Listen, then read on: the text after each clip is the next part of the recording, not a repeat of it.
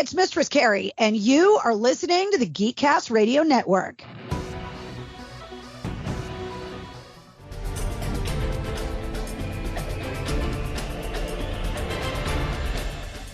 Hey, it's Mistress Carrie, and you are listening to Studio 2009. Wake up, wake up, wake up. Hello and welcome to Studio 2009 here on the Geekcast Radio Network. I am, of course, TFG1 Mike. What does the TFG1 stand for? You might ask. It is Transformers Generation 1. A fan thought a number of years ago, oh, you're an egotistical idiot, and it stands for the fucking great one. No. It's Transformers. And for our latest podcast approach, I've got a person in the studio, or sort of in the studio, that I've followed her radio career in Boston for 22 years. She's been in radio for 25 years or more from Boston, Massachusetts. She also was the first non-news journalist embedded with U.S. troops in Iraq in 2006 and also in Afghanistan in 2011. She's a military wife and supporter, a skydiver, and so much more. It is none other than my favorite, the baddest bitch in Boston, Mistress Carrie. Oh, thank you. I hope I can live up to the intro now. Oh, stop. Stop. Yes, I stole Dennis Leary's line from your podcast intro. Yes. Love that. Hello, how are you? I'm really good. Thanks for having me on. Absolutely. This is a dream come true for me because like I said, I've been listening to you since late 2002, early 2003, and this is just going to be so fun. So you have been in radio for over 25 years, pretty much in the same city. I don't think have you ever gone to a different, you've always been in Boston, right? Yeah, I did the first 29 years of my career at WAF. I wasn't on the air all of those. The first 7.5, I was an intern and worked in the promotions department and kind of worked my way up. But in April of 1998, I started full-time on the air. I started doing nights. And I worked at AAF on the air from April of 98 until the station went off the air in February of 2020.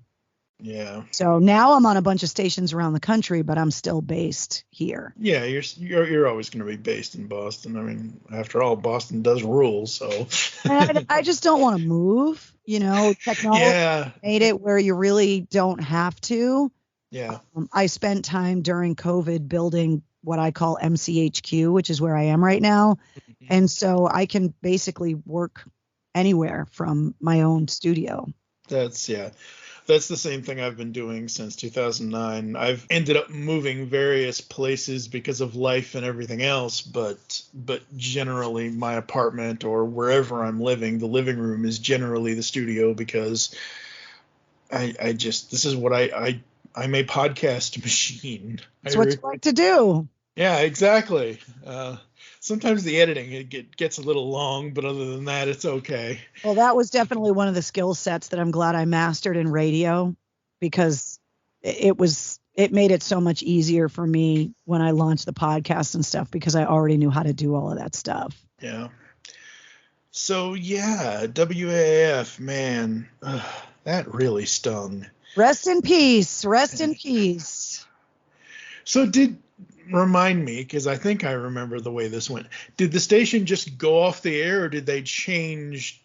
Was it a format change? No, it's not a format change. So there's different entities for a radio station. Right. There's the intellectual property, right? The brand. Mm-hmm. There's the call letters, which you license from the FCC. And then there's the signal, the actual frequency. Right. So WAF as a brand is still owned by Odyssey. Okay. The call letters, Odyssey still controls, but they've been transferred to a different radio. Yeah. Basically just they're parking them. That's what they call it, where they don't want the call letters to be used by anyone else. So they stuck them on like an AM signal somewhere just so that no one else can have them. 107.3 is what got sold. So it was just the signal that was just okay. Yeah. So WAF as a brand and the call letters are still controlled by Odyssey. They just don't really do much with them. But But, it's kind of hard to have a radio station without a signal. So that's very true. It's old 107.3, which, is now Christian rock radio. Yeah, see, that's what I thought it was a whole just format and call letter change. No. No, it was way more than that. The signal for a bunch of money over President's Day weekend of 2020. And so when we came back to work on Tuesday after President's Day weekend, I did my show from 10 to 3, did my crossover break with Mike Shue right before 3 o'clock. And then as we were playing my last set of commercials for my show and Mike was getting ready to start his show, while the commercials were running, the bosses pulled us into the office and told us what was going on. And so we found out at, 3 o'clock on Tuesday, whatever that date was. Whatever that date was. We went off the air on the 20th, which was the Friday. So. Yeah. Yeah, that's crazy, but. Yeah. It was a shit day. Yeah. I don't know. Did you always, when you were growing up, want to be on the radio? It's really weird. I have this conversation with musicians a lot because I think that anybody that looks back at their childhood or anybody that's raising kids now, there's little hints of what that person is going to become. Right. And while a lot of musicians were handed little toy guitars and whatever, and I had a little tape recorder and I used to just kind of talk into it and record into it. And that was like one of my favorite things. And then I got devious with it. When parents kick kids out of the house or they kick them out of the room and they're like the adults are talking kind of thing. Yep. I always wanted to know what they were talking about. So then I took this little toy tape recorder and I used to hide it in the plants to record the adults so that I could hear what they were talking about. And of course I always got caught because I was a kid and an idiot, but I distinctly remember this tape recorder, this little cassette recorder being something that I loved having and loved going around. So when I look back, it's obvious, but I always wanted to be in the music business because music was something that really drove my life, like in junior high and high school specifically. And so I went to school for communications and they had a radio department at the school. And after my freshman year of college, I got an internship. I always thought I wanted to work in a recording studio. That was like my dream. I saw all those videos on MTV of them sitting behind those giant sound consoles. And I thought, that's what I want to do. And they didn't have college for that. So I said, I'll go to school for communications. I'll learn how to edit audio in the radio department and stuff. And then after that freshman year, I did an internship at a recording studio. And I spent the whole summer recording a mariachi band, like literally helping the engineers move mics to record like maracas. And I was like, this is not Motley Crue. This is not what I signed up for. And so sometimes in life, it's not about learning what you want, but it's learning what you don't want. And after that couple of months, I had to do so many hours. It was like 250 hours or something like that. And as I was getting ready to hit my hour limit that was required for me to get the credits for school, I had a girlfriend that I had grown up with and we were in the same college, and she was going to school for communications and she had an internship at AAF, who at the time was right around the corner from the recording studio in Worcester. Yeah. And her and I used to meet for lunch all the time. And we were poor college kids, so we'd go up the street and get a sandwich or whatever. So I went to AAF that I had grown up listening to and was waiting in the lobby for her to come out. And the production director, this guy named Mitch Todd, who still works in radio, he actually works at Sirius XM now, has this unbelievable, booming, amazing radio voice. And he was the guy that was in charge of like putting all the commercials together and that kind of stuff. And he saw me waiting and he was like, who are you? And I was like, oh, I'm Carrie. I work at Licks around the corner. That was the name of the recording studio. And from time to time, the recording studio would produce commercials for clients. And then I would have to deliver those commercials to AAF to air and, before email. And, and so he was like, oh, how do you like it over there? And I was like, well, I kind of like it, but it's not what I thought it was going to be. And he was like, well, what are you going to do for the rest of the summer? And I said, I don't know. And he's like, well, why don't you come and intern for me for the rest of the summer? Wow. And, because he knew my friends that had been interning at the radio station. I was like, really? And he was like, yeah. So I spent the rest of the summer cleaning the heads of his recorders, learning how to edit audio tape with a razor blade and a grease pencil, and just doing whatever, like grunt work, like dubbing commercials, doing office work, like whatever, but watching how he made something from nothing. And I was fascinated by how he could change his voice and record. And every once in a while, if he needed a girl voice, he would go, hey, come over here and record this line for me. And I remember like the first commercial, I don't remember who the client was, but I was so amazed that I was on a commercial that was going to air on the radio, and he dubbed it for me onto a cassette so I could take it home and play it for my parents. That's awesome. Because it was like, this was the first time my voice was ever on the radio, was on that commercial. And I think somewhere in some closet somewhere, I have that cassette. And you should dig it out. I know I have to. I have a lot of stuff on cassette that I need to dig out. I have pretty extensive archives from my career that I need to find the time to dig through. Yeah. But that cassette, I was like, oh my God. And then I went back to college in the fall, got my associate's degree in radio, had really started working on the college radio station, had done my own show. And then I transferred for my junior and senior year to Framingham State, who had a broadcast radio station. And they were right down Route 9 in Framingham from where WAAF had moved to in Westboro. Mm. And I went from interning for Mitch to interning for the promotions department. And then I started interning for the morning show. And so my last 2 years of college, I would get up at like 4 a.m. I would drive to AAF, intern for the morning show. They'd get off the air at 10. By 10:15, I would leave, drive down Route 9, find a place to park at Framingham State, and then go to my classes for the rest of the day, and then leave, drive back to Leominster, where I grew up, because my family had a business.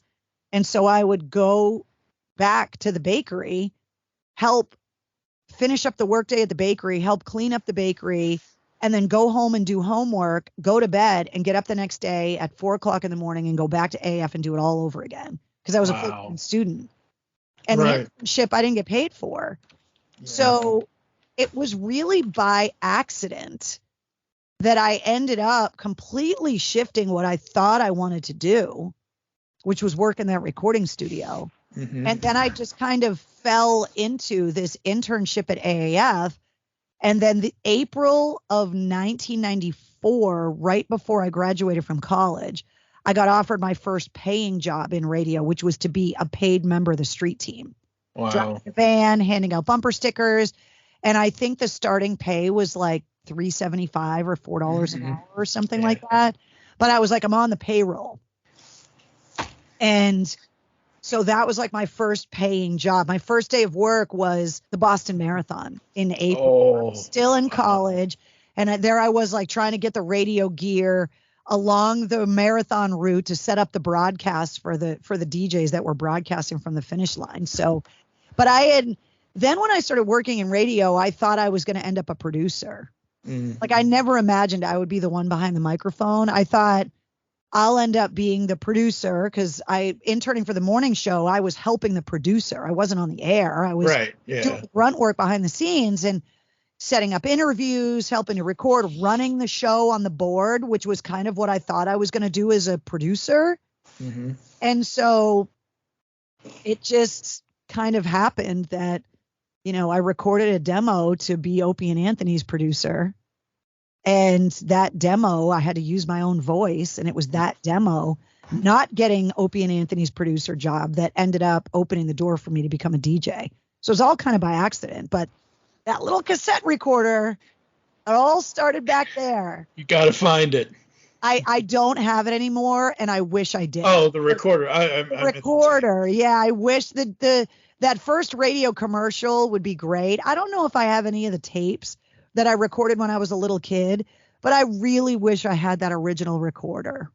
It was like this long black cassette recorder that had a handle. Mm-hmm. And I wish I still had it because it really did kind of put me on the path to where I ended up, Yeah, absolutely. For me, I grew up in Massachusetts. I was born in Stoughton. I lived in Kingston for 13 years of my life. My problem with finding out who I wanted to be or what I wanted to be or what, is the whole, like you were saying, with the, trying to figure out who you are. I was born with cerebral palsy. So I can't exactly, like I'm not going to go be a, Ted Williams for the Red Sox or, Bobby Orr for the Bruins or anything like that. So I always liked creative writing. I always liked that kind of stuff. I've been writing it'll be 20 years next year that I have actually been writing stuff down as far as like poems and stories and stuff like that. But yeah, I mean, I say this in every podcast I do, and anytime Boston comes up. Boston is, and I'm sure other people say this about wherever they live, but Boston is a different thing. Oh, it 100% is. There's research to prove what you're saying.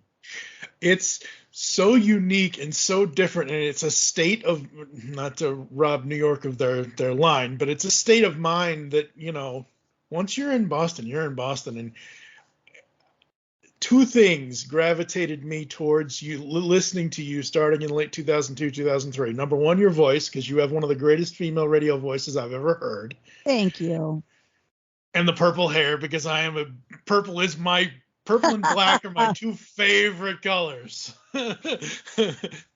You are the first purple-haired DJ I have ever followed. The second one was in Louisville. Her name is Laura. She's now doing stuff in Michigan. So you have done so much. You've been able to talk to so many bands. And like, is there a moment that like stands out amongst all the rest of all the people you've talked to? I think the moment that changed it for me was the first interview that I did, because I started on the air in April as the night jock of AAF with no like radio experience. I had done 8 weekend shows, like in the overnights and whatever, after I applied to be Opie and Anthony's producer and didn't get the job. They were like, "Did you ever think about being a DJ?" And I was like, "No." And then Opie was like, "What are you, an idiot?" And then I said, "Yes." And then Opie and Anthony got fired. That's how the slot opened up. They shifted people around. The night show became open, and they said, "We're going to throw this girl on and see what happens." And so that started in April. And that summer, and I don't remember what the date is, but I'm sure I could figure it out. Down on the South Shore, Doug Flutie, I think it was called the Mount Blue restaurant. Doug Flutie and Steven Tyler and Joe Perry from Aerosmith partnered on a restaurant. Wow. And they had called in the favor with the radio station to help promote this thing. They wanted it to be a big opening thing or whatever. And so they had reached out to AAF, and my boss had said, "Look, they're telling us that if we help them promote it or whatever, that we're going to get an interview. So we want to send the rock bus," which for anybody that doesn't know what that is, was a big RV that had flames painted down the side. It was our portable broadcast unit that we took to concerts and whatever. And they were like, "We want to send the rock bus down. We want to make a big deal out of it. Like, the guys from Aerosmith are going to be there. And they're saying that if we broadcast from there, that you can interview Steven Tyler and Joe Perry." Wow. And I had just started on the air a few months before. And I grew up listening to Aerosmith. Like, you don't have to be from Massachusetts to love Aerosmith. Like, it's Aerosmith, but especially when you grow up in Massachusetts, it's a whole different thing. So I was like, oh my God, I'm going to interview Steven Tyler and Joe Perry. And this was right around the time that Armageddon had come out. Yep. And they had supplied the soundtrack for that. Yep. And so I did a bunch of research, found out that Joe Perry liked to smoke cigars. And my dad had a friend that owned a cigar shop. So I found out what kind of cigars he liked. So I brought a box of cigars with me. And Joe Perry and Steven Tyler came on the rock bus, and I'm live on the air. Never done an interview with a rock star before. showed him, which was a huge lesson for me, showed him that I had done my research because I had his favorite cigars there waiting. And and I got to find the tape, and I'm sure I have it somewhere, but I got to find it, although it would be so embarrassing to go back and listen to it now. But there I have pictures, and there's video somewhere too of me interviewing these guys. And there's a song in the movie Armageddon that never got released as a single that Aerosmith put on it, but it's in the strip club scene. Okay, yep. Before they go up on the rocket ship, they go to the strip club. Yep. And the song's called What Kind of Love Are You On? And they never released it as a single because I Don't Want to Miss a Thing became like the biggest song. Yeah, exactly. Yeah. So as we were talking about the Armageddon soundtrack, Steven Tyler started singing What Kind of Love Are You On? But he put my name in the lyric. Oh, wow. So we're on the air, and I have some of this audio. And he goes, Carrie, so very, you say one thing, then you do another. You got it all wrong, but you blame it on your brother. You kick in the dog because you can't catch the cat. You know it ain't cool, but you like it like that. Wow. And I just was like, Steven Tyler is singing his lyrics with my name in it live on the radio. How did I get here? And that moment, I remember it so vividly because I was like, is this really what I do for a living? Mm-hmm. And that started it all. But I think they always say, like, you remember your first, you know, to be able to say Steven Tyler and Joe Perry from Aerosmith were my first rock star interview ever is insane. Yeah. It's insane, but it's also amazing because, you know, it's just great. The funny career that I totally fell into. Yeah. It's just another link in this weird chain of like, how the hell did I end up here in the first place? Yeah, exactly. Before I ask you the next question, I have to tell you that when I was living up in Massachusetts, my mom was dating this guy for a number of years, and he owned Plaza Cleaners in Marshfield, Massachusetts, and Joe Perry was one of his customers. Everybody on the South Shore has an Aerosmith story because for so long, those guys, they acted like regular people when they were home, and they went to the grocery store and went to the cleaners and like did whatever. And people be like, oh, yeah, I used to bag groceries when I was in high school, and Steven Tyler used to come in and buy groceries all the time. Like, it's hard for people that are fans of Aerosmith to like imagine Steven Tyler buying groceries. But the longer I'm in this business, the more I talk to musicians and artists, the more they just strive to be regular people when they're home. They just want to do regular stuff. Yeah, so it doesn't surprise me at all. It's like, oh, yeah, of course, Steven Tyler and Joe Perry were their customers. Yeah. So you got the late night shift and all that. Where did the Mistress part, like, what is that story? So I started, so one of the things when I was asked, when I applied to be Opie and Anthony's producer and made that demo, I needed a demo. So I used my own voice and just used Carrie, and then got asked, have you ever thought about being on the radio, and started nights. I was a roadie. Like when I was working between 94 and 98 as on the street team, part-time in the promotions department, I had graduated from college, had debt. So I had started building stages and rigging lights. I even drove semis for a while and was a tech for bands and, you know, events and whatever. And so when you're a female roadie, especially in the mid 90s, in the sausage fest of like the new metal era, like you really had to be able to kind of handle yourself. So I was always tough. I always spoke my mind. Like this is not a character. This is just how I am. And so when I got asked if I ever wanted to be on the radio, you know, I was like, well, no, but I'll give it a shot, whatever. And so they were like, well, just use your name. So I just used Carrie. And after the first couple of months at night, and the night show back then was the show that debuted all the new music, that played the heavier music. And there used to be this thing called Safe Harbor, which was after 10 o'clock at night until 6 o'clock in the morning. like the FCC rules kind of didn't apply, and you could be a lot more risque because the mentality was that impressionable children were in bed. And so you could be a little bit more risque and whatever. And so because I didn't have any radio experience and I didn't get a lot of direction, they kind of just were like, just put her on the air and see what happens.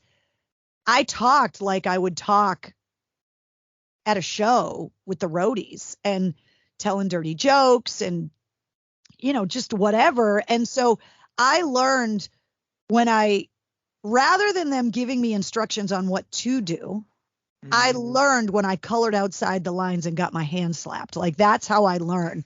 Yeah. So I was constantly pushing boundaries, and it wasn't my intention. I just didn't know what I was doing. Yeah.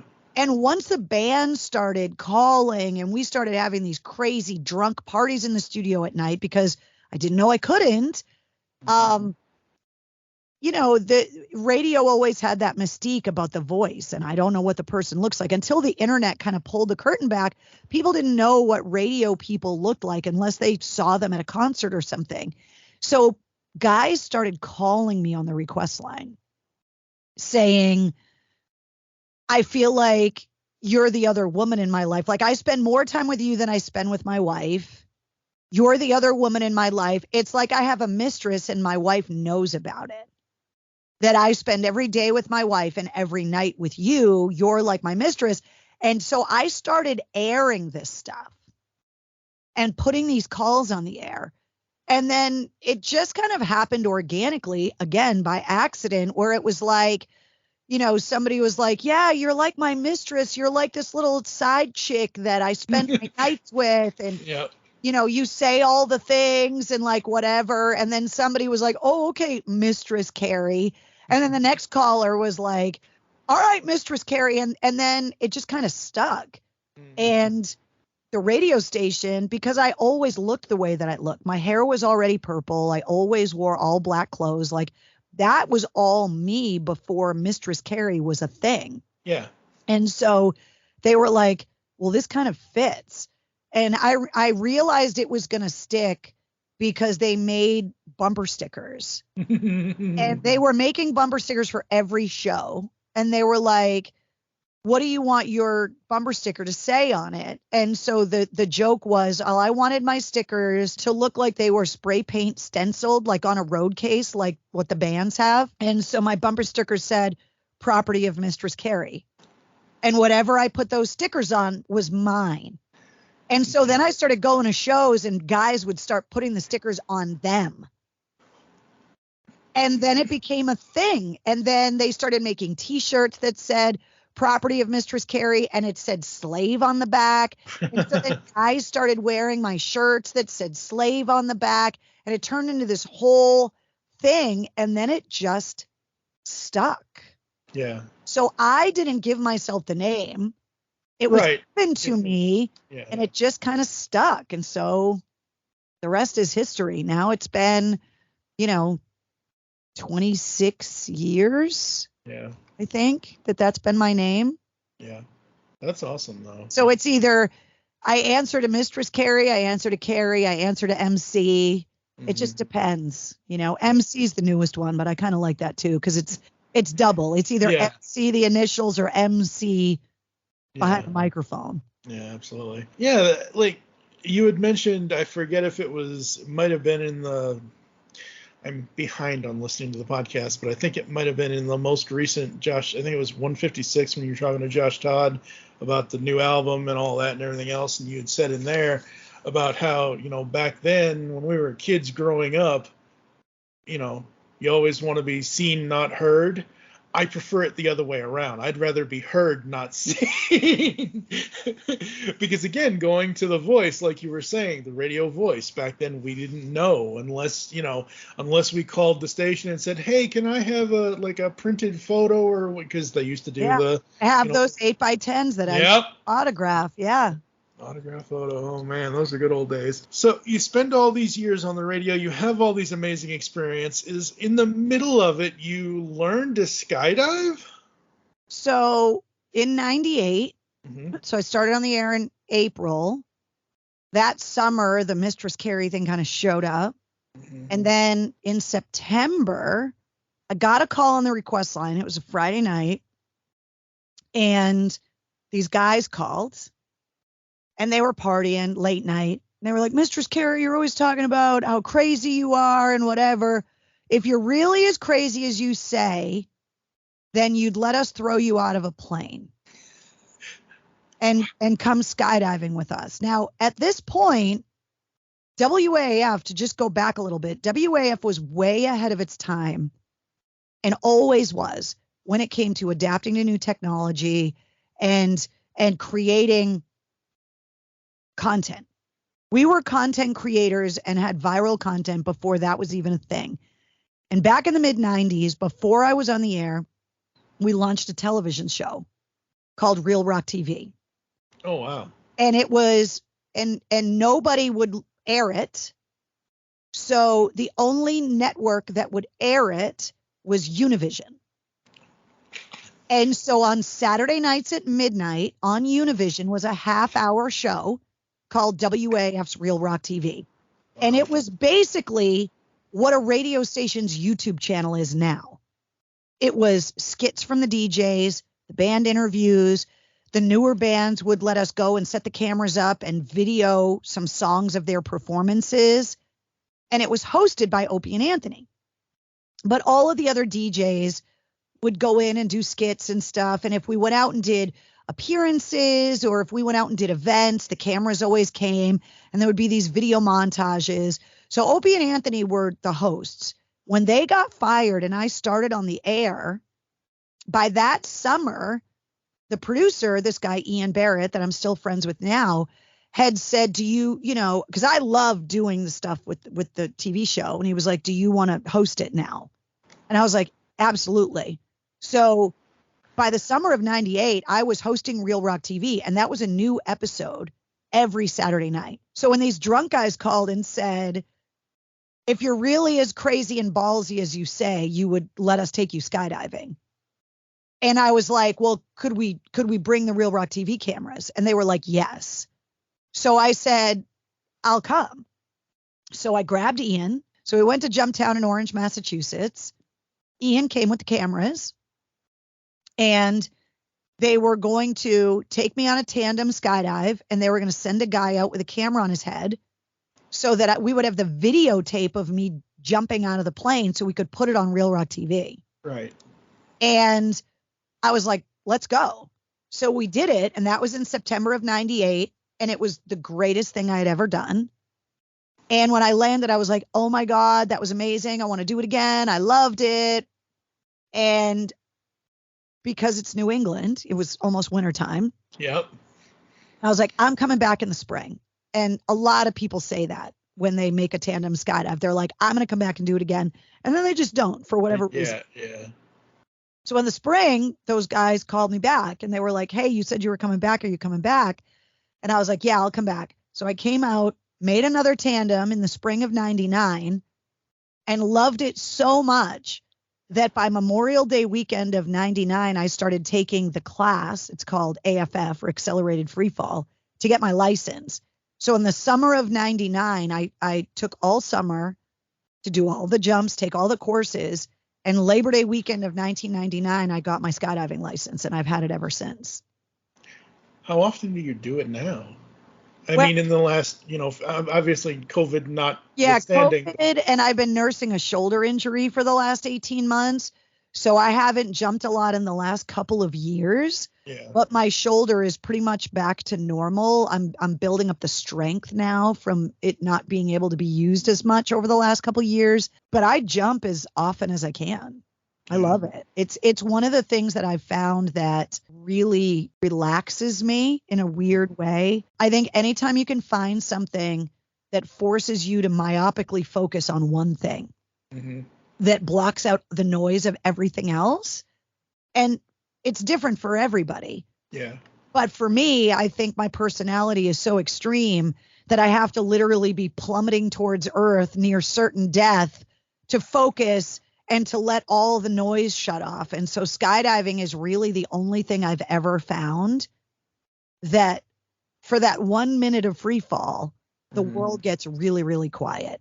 And skydivers are such a diverse group of people. They're like a cross section of society, that skydiving is the only thing all those people have in common.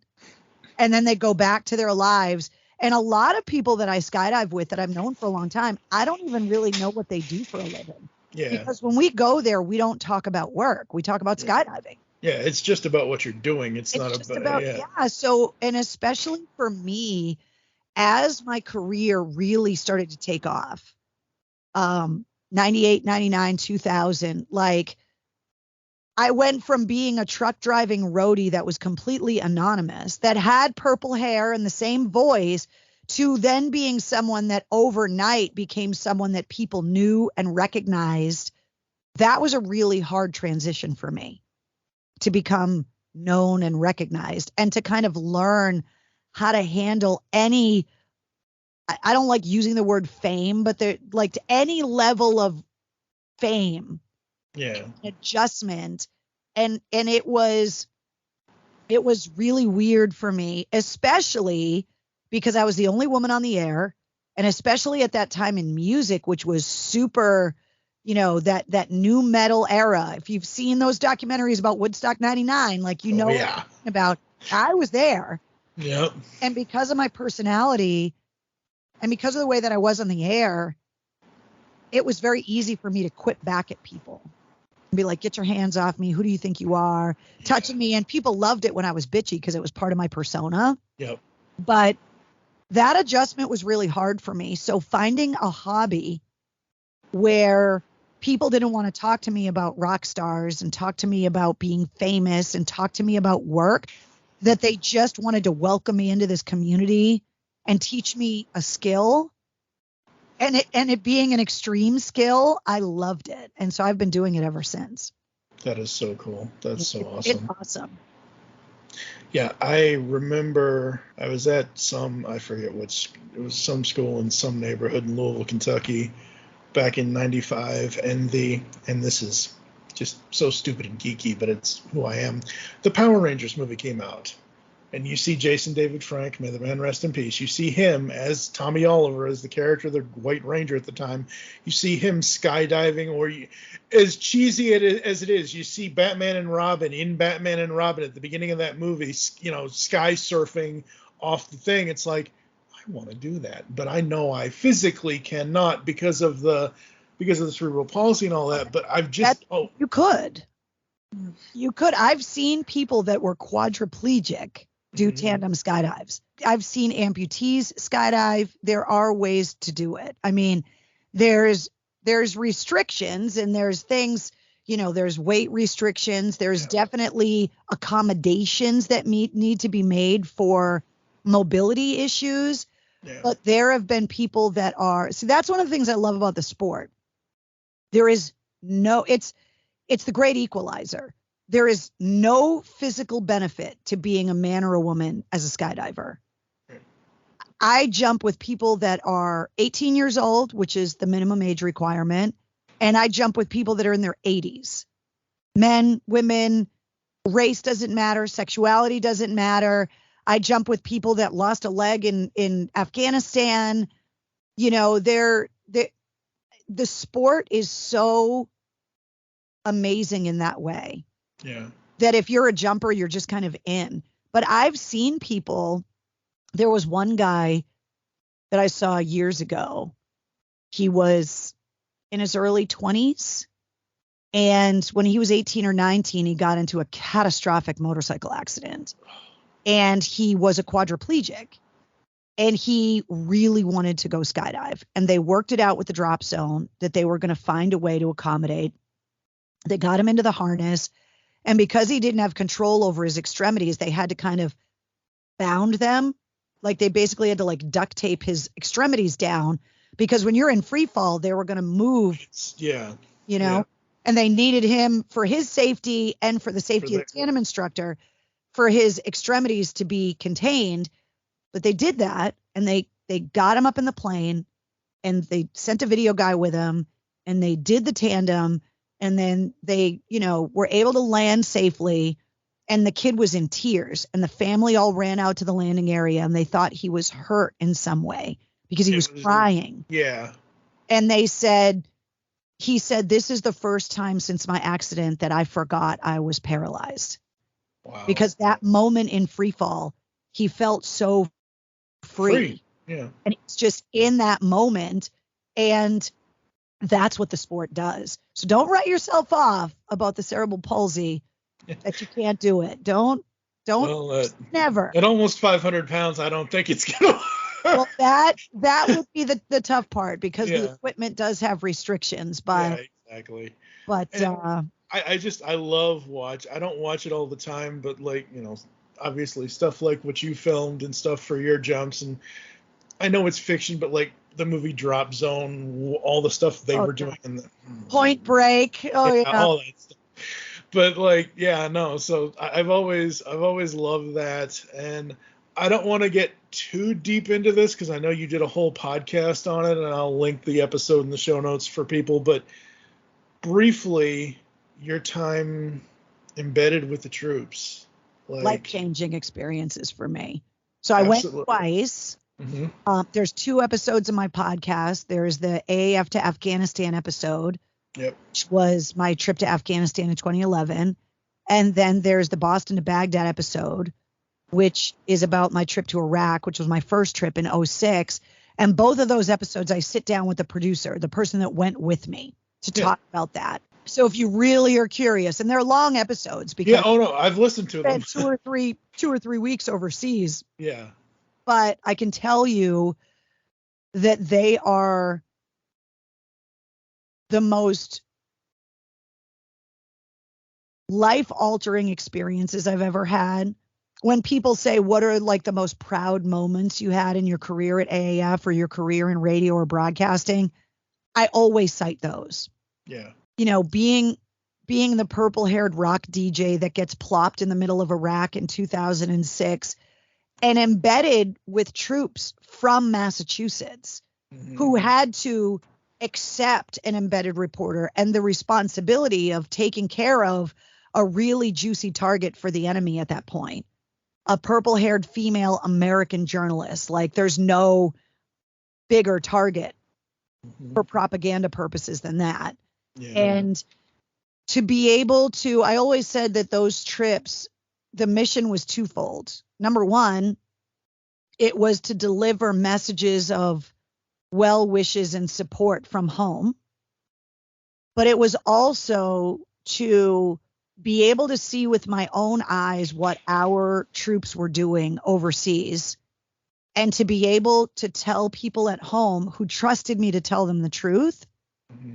what was really going on, to bypass the propaganda of, our troops are baby killers, or they're not trained well enough, or all of the things, especially in the early days of the Iraq war.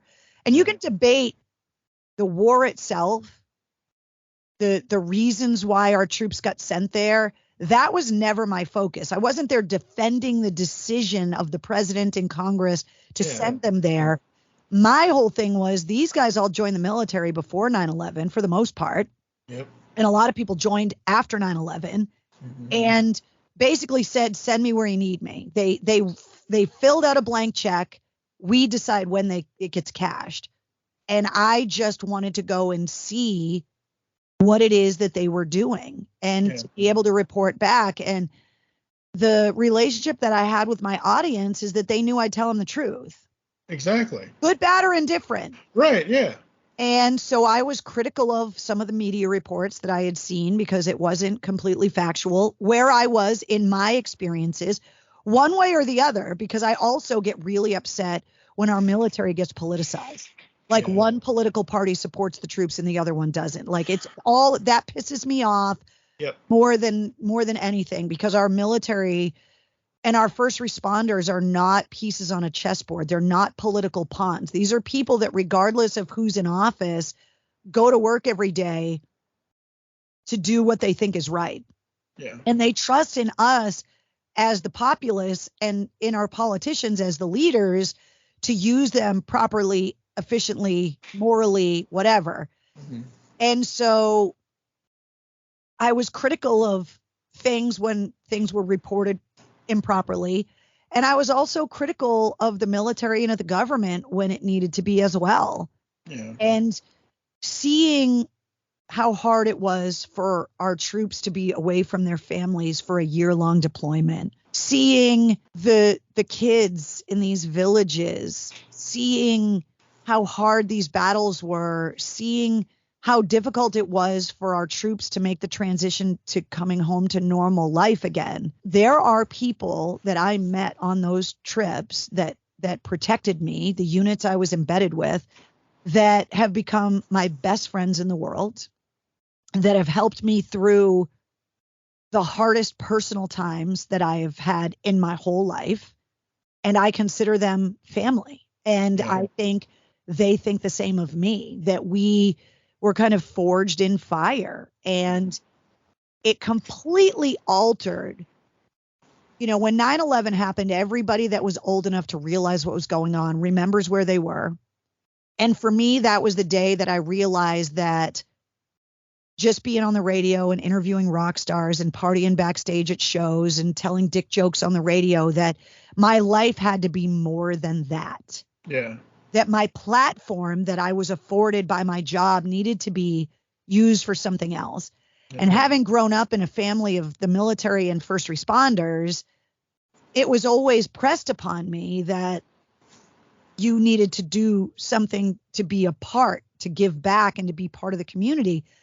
I wasn't born with cerebral palsy, but I was born with a birth defect that kept me from being able to enlist in the military, although I'm not saying I would have, right, but yeah. but it was never an option for me.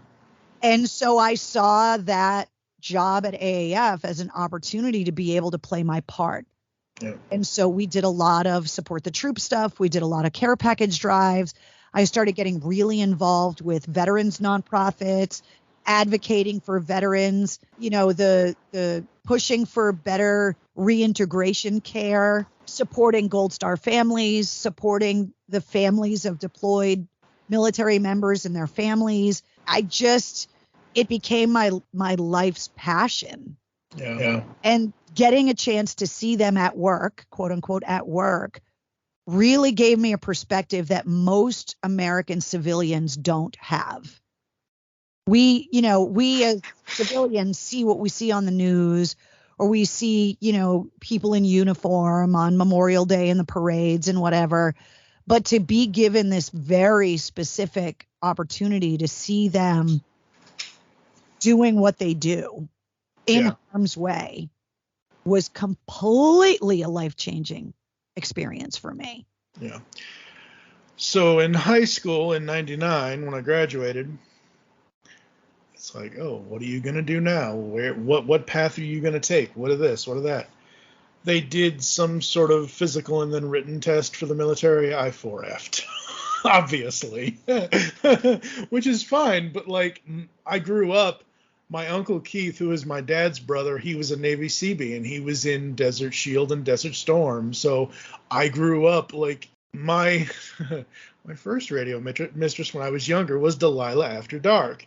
And she would always talk about, the troops and things like that, or what's going on because of, the Desert Storm and all that, and everything else. And her audience's moms.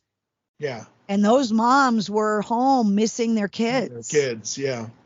So I would always, hear about it. I would always lay awake sometimes listening to her show and just thinking about where my uncle was, what he, if he was okay, et cetera, et cetera, et cetera. So, yeah, absolutely. It changed the family dynamic, not just for the member of the military that's gone, but their family at home has to learn to live without them temporarily.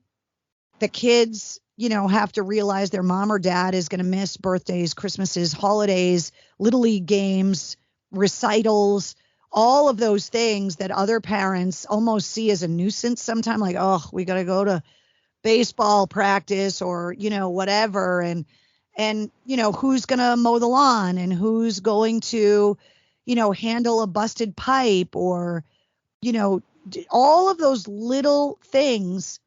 And the military spouses go to bed by themselves at night. And they're afraid to watch the news, and heaven forbid, they're injured or killed in action. It completely changes the trajectory of that family and leaves a scar that will never go away. Yeah. Once that military member comes home safely, hopefully from deployment, everybody's different. Yeah. It's not just the service member that's different. The family's different because they had to learn to live without that person. Mm-hmm. And our military members, especially when I was going on these trips, were getting deployed multiple times. So they'd be gone for a year, and then they'd be home for 18 months, and then they'd be gone for a year. And it's like, that is going to change a person. Yeah. It's not only going to, like you said, it's not going to change just the person in the military going over there, because that's a whole other mental thing. But like you said, it's also going to change the family. But like you're saying, going and being deployed for 18 months, coming home for 3 months, it's a hard adjustment. And it's hard for a military member to come home because they feel like they're not needed anymore, because their family has had to learn to operate and reallocate responsibilities because that person's missing. Yeah. And so then it's like, well, where do I belong in this unit now? Because you figured out how to live without me. Yeah. And the family is like, well, we had to figure out how to live without you. And it's reintegration is hard. And seeing it first on my trips, and now being married to an active duty military person and having been with him through multiple deployments at this point, I've seen it on both sides now. And I have a lot more empathy than I ever had to the families, because now I really understand what it's like, because I've been there, to be afraid to watch the news, to get calls that things are scary, that, people have been killed, and like, it's difficult. And to also see my husband adjust to being home again. Mm-hmm.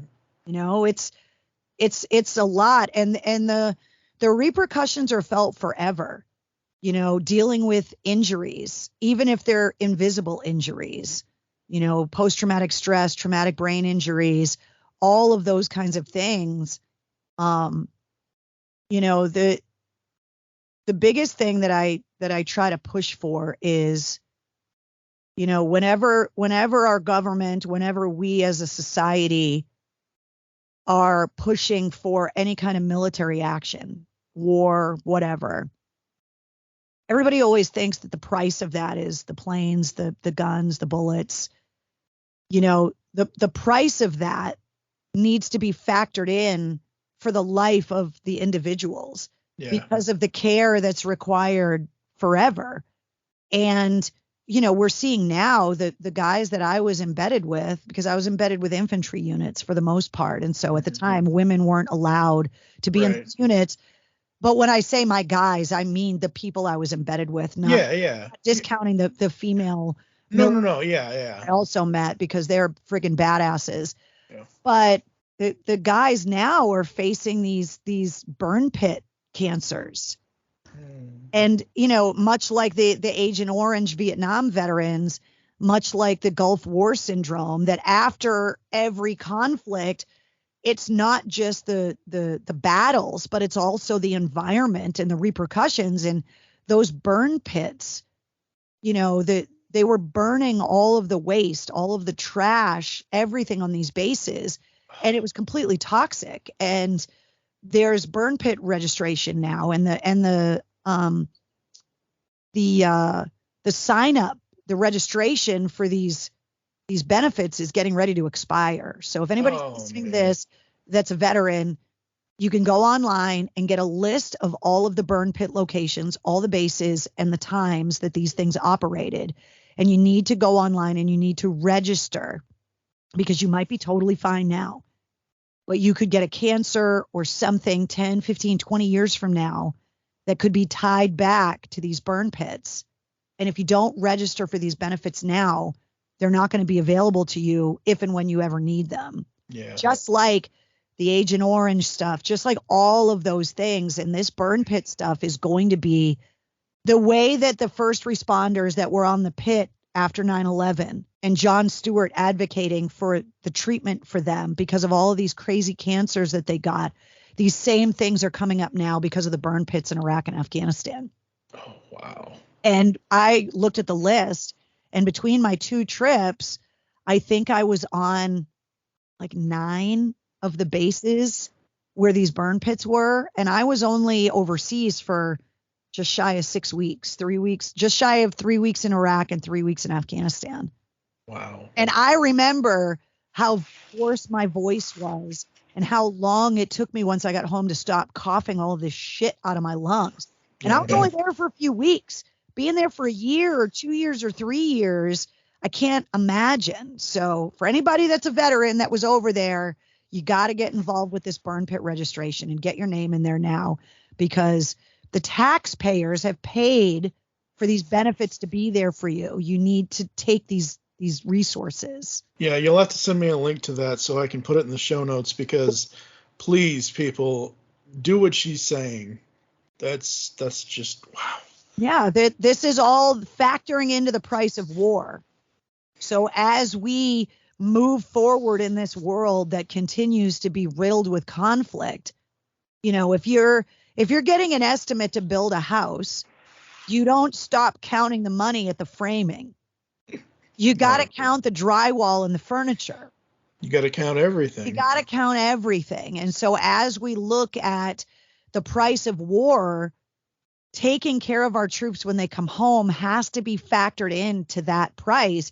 And then we need to make a decision of, is it worth it? Is what we're fighting for worth what it's going to cost, both in financial and in manpower and in all of these other things? Yeah. And these were all lessons that I learned from those trips. It was incredibly educational and really gave me a more well-rounded view of military life, you know, which was also great when I met my husband, because I had a little bit better of an understanding because of all my military friends that I had met overseas and the conversations I had had with their spouses, because I wasn't with my husband at the time. Up now when I went on those trips. Yeah. Yeah. Yeah, once you get the experience, and then you know, if you're single or whatever, and you find somebody who is a service member or is a first responder, and you've already, you know, you go in eyes open, heart open, all that stuff. It's like, whatever, like, this is slightly different, but I always tell everybody, I will do all the work. All these people have to do to be on the podcast is either, if they want the questions in advance, fine. I usually don't, but it is what it is. I don't do that either. Yeah. I like surprising people, kind of thing. I said, you either got to, you know, show up, answer the questions. That's all you got to do is talk. I'll do everything else. Or, you know, read the material, watch the TV show, watch them, you know, and then come with your notes and opinion. And like I said, we'll just have a fun old time. After these messages, we'll be right back.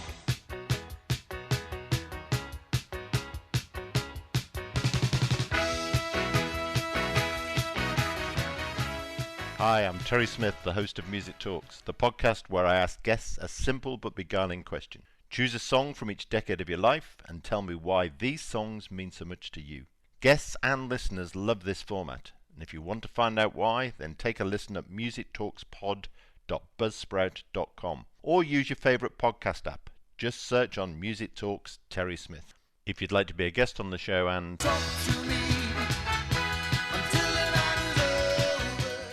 then send me a tweet at Music Talks Pod. I look forward to doing some music talking soon.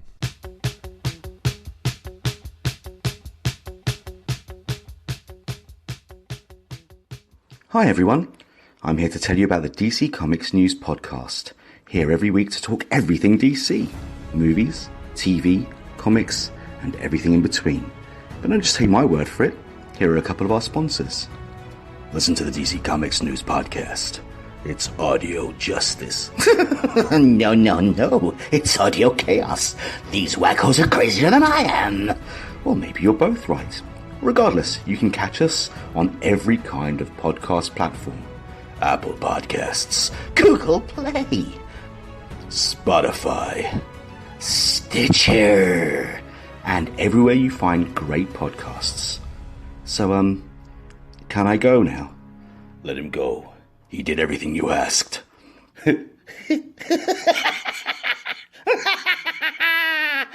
No. Now back to the show. Do you see how your patience paid off? Before we get into the 27 questions about podcasting, Sure. Boston Marathon. Man. I remember things that I've done to support our veterans. exactly. So I listened to that episode as well. And again, folks, I followed her practically almost, pretty much all her career, like I said, from 2001, 2002 up till now. So it's like I have all this certain knowledge because I've listened to all these episodes, and people should. There's a question later about time length on a podcast. And for me, anywhere from 30 minutes to an hour and a half is kind of a sweet spot. But for me, because this is basically all I do. I don't have this is my quote unquote job. Right. I have all the time in the world. So I like listening to 2, 3, 4 hour shows. And it goes back to listening to 5-hour morning shows on the radio in the 80s. When you grow up with that, you're perfectly fine listening to that time length of thing as long as the show keeps going and keeps like each segment is something completely different. Like the first hour is this. And podcasting's on demand. So if you want to listen to an hour of it and come back to it later, it's whenever it's convenient for you. Exactly. All right. So the marathon's a killer. Yes, For anybody that grows up kind of in New England, the marathon is a thing. I think if you're in the running community, the Boston Marathon is the Everest of marathons. Absolutely. But I think until the marathon bombing, I don't know how much people in other parts of the country realized how woven into the fabric of Boston the marathon is. And so everybody at one point or another that's been at the finish line or along the route cheering on the runners, which everybody has done, even if you don't know somebody that runs. Yeah. You've always said drunkenly, I'm going to do that someday, like whatever. And, we took it obviously really personal when the marathon got bombed. And I think the Boston Strong thing for people that aren't from the area, they don't really understand it. Going back to what you were talking about, like Boston is the little brother of New York, the brother that, people always pat on the head, but the bigger brother is there and gets all the attention. And Boston is scrappy. Boston's also very territorial. Oh, yeah. Which is why it's been such a famous radio market for so long, because Bostonians are very tribal and they don't like change and they don't like outsiders. And that's why people in radio in Boston have been able to have such longevity of career, because once Bostonians like something, they never want to give it up. Yep. And so for the Boston Marathon, that's our day. That's our party day. It's our signature athletic event that puts us on the map. It's this thing that takes over the state, because the marathon's got to run from Hopkinton and run through the whole state. And it's this huge thing. And so when the marathon got bombed, the Tough Ruck, which was the military members that rucked the marathon in uniform with the heavy rucksacks and stuff, those guys were on the course that day. And then after the bombing, they moved the Tough Ruck off the course because of the backpacks, because you can't have those near the course anymore. Right. And so the bombing happened in 2013. So I had come back from Afghanistan. So in 2014, I did my first Tough Ruck with a bunch of the guys I was in Afghanistan with, and rucked the marathon. Took me 10 hours and 10 minutes because I had 50 pounds on my back and I was wearing combat boots. And I did the Tough Ruck for 4 years in a row and raised money for a veterans charity. And then I had some friends that were running the marathon in 2019, and the Home Base Program, which is a partnership between the Boston Red Sox and Mass General Hospital that helps treat the invisible wounds of war, so post-traumatic stress and traumatic brain injuries in veterans. was starting a marathon team and got a bunch of bibs, because you either qualify for the marathon, which is really hard to do, or you get a charity bib, and then you have to raise a lot of money to get access to these bibs, because the Boston Marathon bibs are really hard to get. Yeah. And it just so happens that a lot of the people that are now running the home base program, including the executive director, is retired General Jack Hammond, who was the commanding general when I was in Afghanistan. He's since retired from the Army and is now the executive director of home base. And they were launching their marathon team, and I had talked to him, and I was like, you know what, if I'm ever going to do it, they're willing to give me a bib. I know I can raise the money. Screw it. I'm just going to do it. And I made the announcement that I was going to run the marathon, and I was going to document my training on the air, and we were going to do fundraising events. So we ended up raising, I think, just shy of $18,000. And I ran the marathon. It's one of the hardest things I've ever done. I finished in 6 hours, 24 minutes and 50 seconds. Not that I was counting. And it's one of my greatest achievements, because it's incredibly, people think it's people think it's physically difficult, which it is. Yeah. For me, the mental side of it was the bigger hurdle for me to get over. My body hurt, but you feel really alone when the thing about running is your brain is constantly telling you to just stop. Mm-hmm.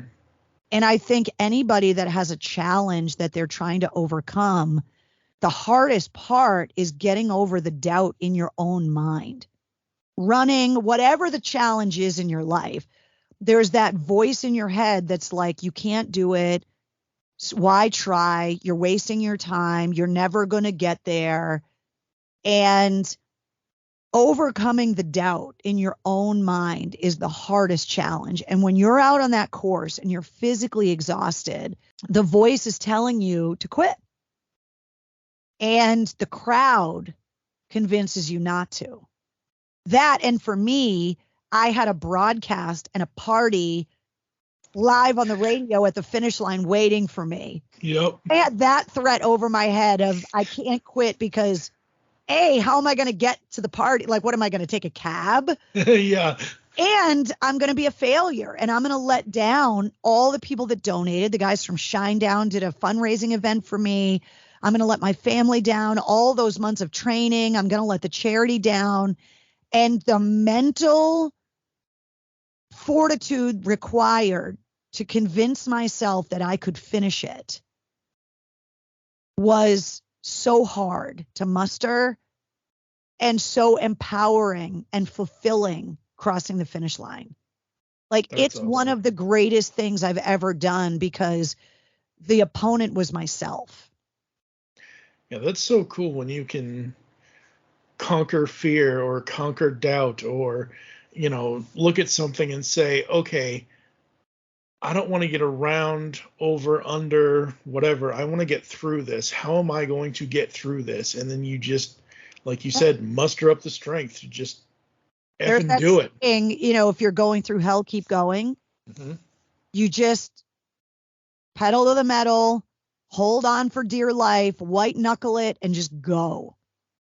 Absolutely. And that same life lesson got me through AAF being gone. That same life lesson has gotten me through all of the challenges of my life. That, if you're going to go through hell, just go. Yeah. All right. Well, we're going to finally transition into these 27 questions.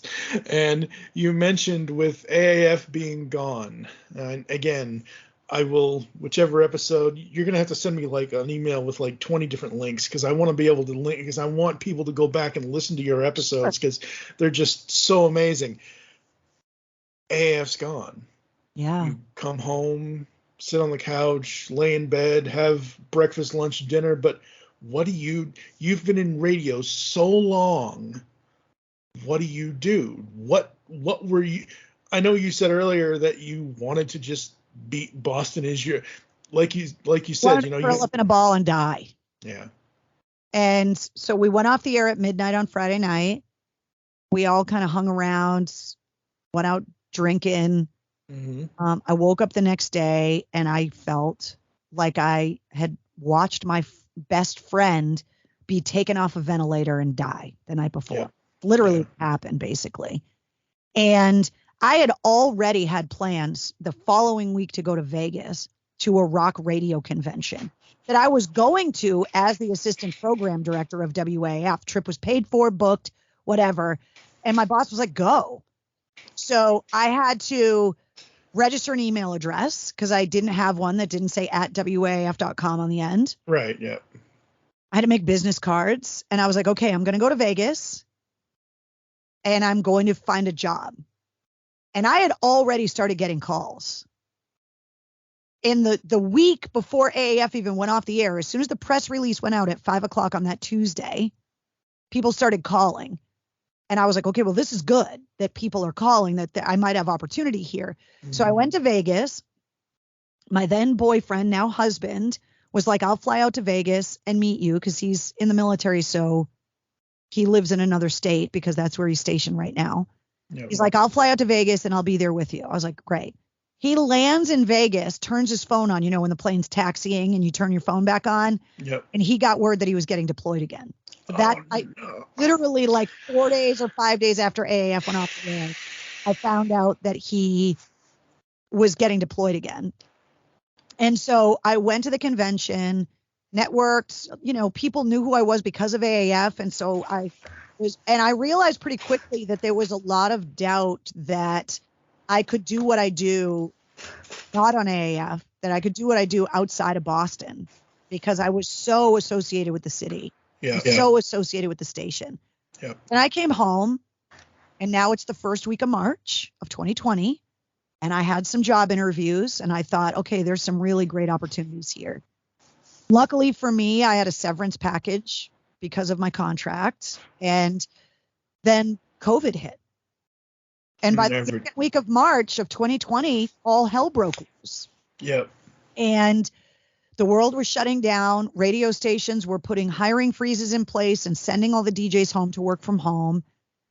And I started to go, okay, wait a minute. What if these opportunities that I've been interviewing for go away? Because it looks like they're going to. What am I going to do?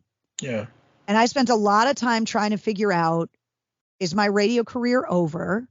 Should I be putting energy into what my next thing is going to be outside of the industry meeting? I had a great career, a longer career than most people, 29 years at the same station. I'm going to move on. And then I started I'm a list maker. I'm a planner. Yep. And I started making a list of like my skill set. And all of my skills are associated with that. Yep. And so then I started thinking, well, if I'm going to try and continue my career, I don't have a place to work. And so I need a studio. I don't have a way to work. And I thought, okay, I could get into audiobooks. I could get into voice work. I could get into voice acting and do animation stuff. Like, what could I do with this voice that to me has always been my voice? But when people like you say you have this distinctive radio voice, like there's a part of me that's like, I do, even though this has been my job for so long. So it's like, what else can I do with it? Yeah. My audio editing skills, all of that stuff. So I started building my studio, which I call MCHQ. And in order for me to build it, I was like, well, if I'm going to build it and spend all this money, because it was expensive, and that was a really big decision for me to spend money that I could have used to pay my mortgage. Like, it was a gamble when the world, there was so much uncertainty. So I started a company because I was like, well, if I need to have a business so that I can write all of this off as a business expense, I need to be smart. Yep. So I started a company and I started building my studio, and I started my video show, Cocktails in the War Room, and started video streaming. That started on March 14th of 2020 because I was home and there was nothing else to do and people were looking for connection. Yeah. So I started my video show by accident. My career is just a string of accidents, happy accidents, I call them. Mm-hmm. So I started my video show, Cocktails in the War Room, on March 14th of 2020. I did 80 nights in a row where I would just live stream on Facebook, on my phone, or from a computer. talking to people, interacting with the people on my Facebook page. At the time, my Facebook page was the biggest social media outlet I had. So I thought streaming there would be the smartest thing. Right. And we would talk about, the live streams bands were doing, the concerts that were getting canceled, the craziness, the development of the vaccines. It was just a community thing. Yeah. And I used that time to build my studio, to build my website, to get a graphic designer to make new logos for me, and to start putting together what I thought the Mistress Carrie podcast would become. Mm-hmm. And then I used Cocktails in the War Room, the video show, to launch the podcast. So when the Mistress Carrie podcast launched in June of 2020, Cocktails in the War Room went from being a daily show to a weekly show, which it is now. And so that's every Tuesday night at 8:30 Eastern. It streams live on my Facebook page and then uploads to YouTube after the fact. I think eventually I'll probably transition to streaming on YouTube, but right now it still streams on Facebook. And then the podcast launched in June of 2020, and my first guest was Brent Smith from Shinedown. And when I was getting ready to put the podcast together, I knew I wanted intro music. Talking about Dennis Leary, and I wanted an intro that was super polished. And I knew that even though I had a podcast at WAF called Mistress Carrie Side Piece, I knew that in podcasting that there was going to be people that discovered the podcast that didn't know me from WAF. Right. And I needed them to understand what I was, who I was, what I was about. And so I wanted to put this whole intro together with all of these rock stars from all of my years on the radio, but I wanted it to have music behind it. So I called Sully from Godsmack and I said, hey, do you have an instrumental piece of music you're not using that you'd be willing to let me use as an intro for my podcast? He knew about the War Room, and he also was stuck at home, and he's got a recording studio. And so a week later or so, I get a text message from him, and he was like, what do you think about this? And he wrote and recorded this like 90-second piece of music that he calls War Drums. And he recorded it at 107.3 beats a minute. Of course. Homage to WAF's frequency. And that is the intro music to my podcast, to Cocktails in the War Room. And it's kind of become like my theme song. Yeah. And so once the podcast launched, I was like, okay, let's see what happens. And we'll just ride out the pandemic and see where this kind of takes me. But it was all just completely charging into the unknown, not only in my own career, but in the world because of COVID. Yeah, exactly. Because everybody was, you got to stay home. You can't interact. You can't this. And for me, because of the way I am, because you hear the term cerebral palsy and you think, oh, it's something to do with the brain. And for me, it's my whole, and this is going to tie into something else that you do. It's the whole right side of my body.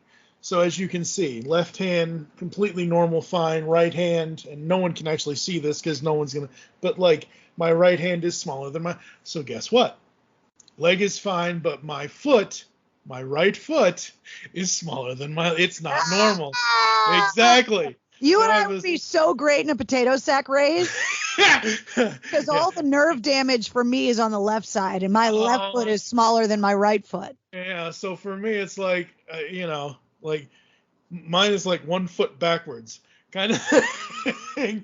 When I started my company, people in the industry gave me advice, and they said, be really careful about the first thing you do after AAF, because you're only known for your last job. And so anybody that's known me for years, especially personally outside of work, has known I have 2 different size feet. It's been a thing. I've had operations. It is what it is. What it is, yeah. And so anytime I would say, I really got to put my foot down about this. Somebody that knows me would say the big one or the little one. Joke. Which foot are you putting down? So my whole thing was whatever step I take away from WAF, I'm going to make with my big foot first. And that's why the name of my company is Bigfoot First Productions. Absolutely. Because I'm taking the step into the unknown, but I'm doing it with my big foot first, meaning I'm committed. Oh, But yeah, I'm not half-assing it. I'm going in big foot first. Yeah, absolutely. For me, with the podcasting, back in late 2008, because I actually started 15 years ago, but the network, Geekcast Radio Network, has been online since June 1st of 2009. At the time in 2008, I was working for a group home, because in my teen years, I was a ward of the state of Kentucky and group homes and all that other stuff and whatever. So at one point or another in 2004 or 5, they're like, would you like to transition out of the HUD permanent housing program and become a live-in resident employee kind of thing? So basically they're going to, have me live on campus or whatever kind of thing and work with. Basically it was when all the case managers, the normal, social workers, whatever, when they weren't there during the day, I would take over at night and make sure everything is fine with the building. Obviously, the kids that were in the program were supposed to be asleep, all that and everything else. And in 2008, I had my days free, and I didn't, because I worked at night. So I needed something to do, and I'm like, oh, okay. I watched for the upteenth time, but I watched Good Morning Vietnam, and I'm like, okay, I don't want to sound like the guy that was on before. Today in Saigon, the weather is going to be blah, blah, blah, blah, blah, blah, blah, blah. I'm like, no, not.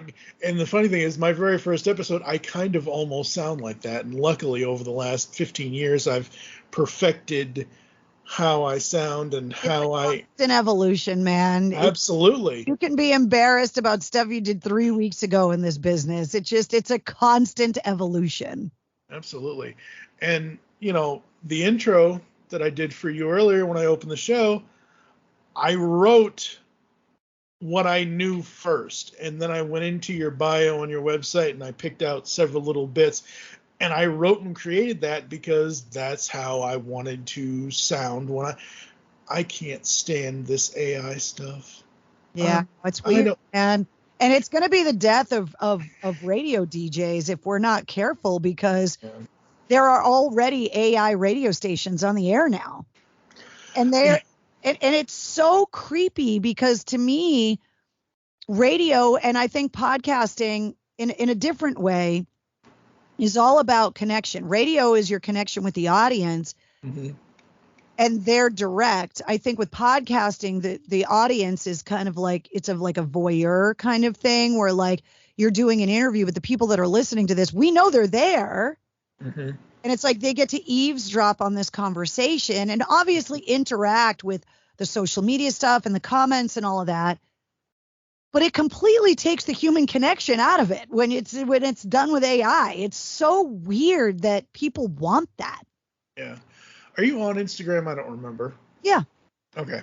Yep. I have a couple of Instagram. I have one that's for me and another one that's for the podcast that I just launched recently. Right. So on Instagram, sometimes they will have these male or female, and I don't know who the person is that does it, and it's no offense to them, but they have these AI sounding voices. Yeah. And they're like, one of them is like a British accent, one of them's like, and I'm like, this is the worst. Like, I am all about audio. I'm all about listening. I fall asleep to Peter Thomas on Forensic Files every night, not because of the murder, but just because of his voice. I can't believe you can listen to stuff and go to bed. I can't listen to anything. It has to be totally quiet. Really, I can't. I have to, like, if it goes off in the middle of the night and it ends up quiet, that's fine. But in order to get to sleep, I need to have something on. And mainly, it's like you were saying earlier about getting into audiobooks. I listened to 2 different audiobooks from Lieutenant Joe Kenda. He was the homicide hunter on Investigation Discovery, and it just, again, the voice of the person, etc. Like, if you did audiobooks, I'd probably listen to those. And I would love to. I would love to get into doing audiobooks. I think it would be awesome. Yeah, that would be so cool. All right, so podcasting. Yeah. So you've been in radio for X number of years. When did you discover podcasts, and what was the first one you listened to? I knew about podcasts for a long time. At the radio station, we used to do our interviews and stuff live, but we would always record them. And then we would start putting them up on the website for people that missed it, because radio is immediate. So it's like, if you don't tune in at this time to hear it, we started putting it up online. And like I said, AAF was always a very early adopter when it came to technology, social media, having Real Rock TV back then, you know, YouTube channels, skits, like all of that kind of stuff. We were always early adopters on that. And so we started podcasting, like just all of our stuff. And then I launched the Mistress Carrie side piece when I was still at AAF, which was basically kind of like, you know, more long form conversations with the people I had access to. But I also wanted it to be able to be an arm for me to do a lot of nonprofit stuff, to just interview interesting people that I had access to that I couldn't really put on the radio show for as long as I wanted to. Right. And so I always kind of knew about podcasting. You know, obviously there were people that were on Rogan and like stuff like that I had heard. But when I was working in radio, I didn't listen to podcasts a lot because part of my job being in the programming department of the radio station. So on top of my responsibilities on the air, I was the assistant program director. And I used to spend a lot of my time in the car listening to other radio stations, and then also being on the phone with like managers and record label people and like that kind of stuff. So I wasn't really an end user of podcasts because I was busy. I was so busy maintaining my career. Yeah. I worked a lot when I was at AAF, not just the 4 or 5 hours on the air.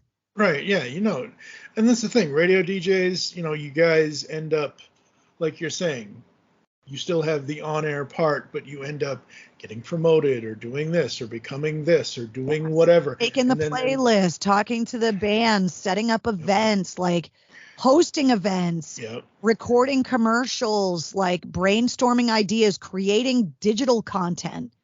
AAF was very active on social media with video content and all that kind of stuff, which obviously I do now myself.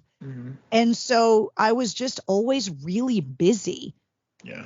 Now, you know, I always would listen to like, you know, like some military podcast stuff. Like I listen to Jocko, you know, he would have an author on or be talking about a specific battle in the wars or whatever. And if I knew somebody that served in that battle or whatever.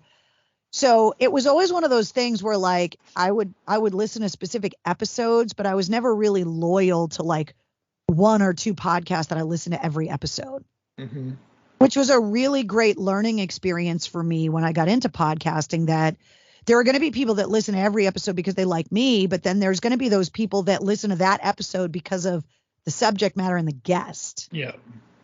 And hopefully you can bring people to listen to more of your episodes if they came to that episode because of the guest and then ended up liking you. Yeah. And so that's kind of how I kind of got into podcasting as a listener. But we had always kind of been doing it at AAF from, you know, the earliest time that we could post the audio. Yeah. And something that frustrates me is, not that you mentioned him, but everybody's like, oh, Rogan. And I'm like, Rogan, like whatever. Like podcasting was around 2005 before Joe even, you know, whatever. And like I said, I started 2008, 2009. It's like now in 2023, nobody remembers anything before 2010 or something with podcasting. And it's like in those early days of learning and of what, like, just everything we do, it's crazy. We're actually in the middle of starting the 8th one, but we do top 100 countdowns of various, like, we've done animated series, animated characters, animated films. We've done 7 different ones. The last one was 2 years ago in 2021 during the pandemic and during all of that and whatever else. It was a 6-part series. Total recorded published audio time was just under 12 hours for 6 episodes. Took me 100 hours. I blogged this whole thing and whatever else. point I'm trying to make is podcasting sometimes on this side, on the producer side, can be very, very isolating. Just in certain times with radio when you guys that's the thing. Like nobody wants to talk about podcasting before Rogan, but there's a certain mentality in radio where podcasters think they invented all of these concepts, and it's like radio was doing this shit a long time. Yeah. We were just doing it on the radio. Yeah. And we were producing audio and editing it on the fly with a razor blade, and it needed to be on the air in 45 seconds. And we were over there editing. Like, we didn't have the digital technology in the early part. Yeah. So I love how every generation of technology is like bitter about the generation that comes next. But for all of the podcasting people that were OG podcasters, there's radio people behind you going, you didn't invent any of this. Right. No, yeah, no. Radio was there for a really long time, coming up with a lot of these ideas. Yeah, no, absolutely. And I give everybody that I've listened to ever. And like I said, I lived in Massachusetts. It's my home state. It's my home everything up until 1993. I ended up in Kentucky, and I ended up in other places, and I ended up coming back to Matt. I was there in 2001, September 11th. I woke up, turned the TV on. I was talking on the phone with somebody, and I saw one of the news footages of like one of the recaps of the exploding. I forget if it was the North Tower or the South Tower of the plane exploding, and I'm like, you need to, whoever I was talking to at the time, we need to get off the phone. You need to turn the TV on, and we need to figure this out, because this isn't a Tom Cruise movie. Like, I thought it was some new film that was coming out, and obviously not. It's this complete and horrible tragedy. And I was in Massachusetts up until late 2002 again. And I've only been back one. It's been 11 years. I went up at the time in 2012 to get my mom, because my mom wasn't in the greatest of health, and all that and whatever else. But yeah, it's been about 11 years since I was home. And I don't know when I'll end up getting back, but I just knew, like, financially, because of the disabilities and everything else, I'm like, Massachusetts is way too expensive for me. I love it. It's home. It's everything, but it's just way too. So, but yeah, no, everybody I have ever listened to, I will, like yourself, Hillman and all that in the morning show, and everybody, Lauren and Wally and all, like, I always give all the credit in the world to all the people I listen to on the radio. It's when I'm doing the thing, because most people on 9/11, when that happened, because this was in the early stages of the internet, and it's hard for people to imagine nowadays not having that connection. So most people turned the radio on because they needed to know what was going on. And that was probably like the last time that radio was like the preferred media for something like that, because the TV could only air whatever they had. And so it was a loop of the old footage of the planes hitting the buildings. But radio had the ability to open the phone lines. And that's what we did, to let people call and talk it out. Yeah. We became the town square. We became the forum before people could get on the internet and talk to each other, and to be a place where people voice their concerns and their fears.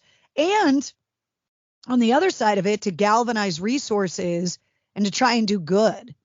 And that was that week was exhausting for us. We were in the studio like 18-hour days. I cried driving home, after midnight every one of those nights, because we didn't play music. We weren't playing commercials. We were just live on the air, reacting to whatever was going to come through on the phones. Yep. And it was heartbreaking. And so many people in Massachusetts were missing loved ones because the planes left from here. Yeah. There were so many Bostonians on those planes, and radio really rose to the occasion. And then obviously the internet really found its footing and has exploded because of the technology's gotten better. Yep. Both the networks and the phones and the computers and all of that. So radio, that was a high point for radio, being able to be there on a very low point for the country in the way that radio was able to do it. But technology's changed so much now. And to go back to where we're talking about the AI stuff, it's amazing to me that that same industry that was so integral on a day like 9/11 in the United States to now where radio stations are willingly putting bots on the air as the hosts. Like, I don't understand. The selling point of radio is the connection to the audience and the regional connection. Yeah. And I think that's why I've still followed you, et cetera, whatever you've done. But I think that's the reason why most of the time so for me, from 2003 to 2017, I went back to Louisville, Kentucky, and I had a nice little life there. Obviously started the podcast stuff there and everything else. 2017, ended up on OkCupid and ended up finding this, this person and everything else. And Karen and I, we just kind of connected. We were just, on the same wavelength kind of thing. Love is amazing for a lot of things, including love. Well, and my thing was, at the time I was 37 years old. Yes, in a row. And I didn't want to play any. I just wanted to be open, honest, upfront, all that stuff. No stupid whatever things. And I said, I told her about the disability. I told her about how I don't and can't drive because of the cerebral palsy. It's just not, because the other thing is that in addition to cerebral palsy, optic atrophy with nystagmatism. So even if I had glasses, it helps, but it's still not going to help my mobility, my actual mobility issues, et cetera, et cetera. And she's like, oh, that's okay. That's fine. She drove down from Chicago, and we had a nice little first weekend in September of 2017. By October, I was moving to Chicago because when she was in Louisville with me in 2017, we bonded over watching HGTV and House Hunters and all this other crap. So we liked we weren't going to buy any of the houses, but they offer free house tours. Not like we're going to every single one, but we found this house in Louisville. It was a nice little split level, had a nice, top floor with like 2 or 3 bedrooms, all hardwood floors, had a nice little porch atrium thing and everything else. And she's like, oh, the porch atrium, it was like all glass and all, whatever up top, and then wood and stuff on the bottom. And she's like, oh, I can use this as my space. I go downstairs, and there's like, and this coming from us, there was wood paneling everywhere. The paneled basements. That's right. The paneled basements. So we were down there, and she, I had already gone down there. She was still upstairs, and I'm looking around. There's like 2 or 3 more rooms, and then there's this giant living room with a second living room with a fireplace and all that.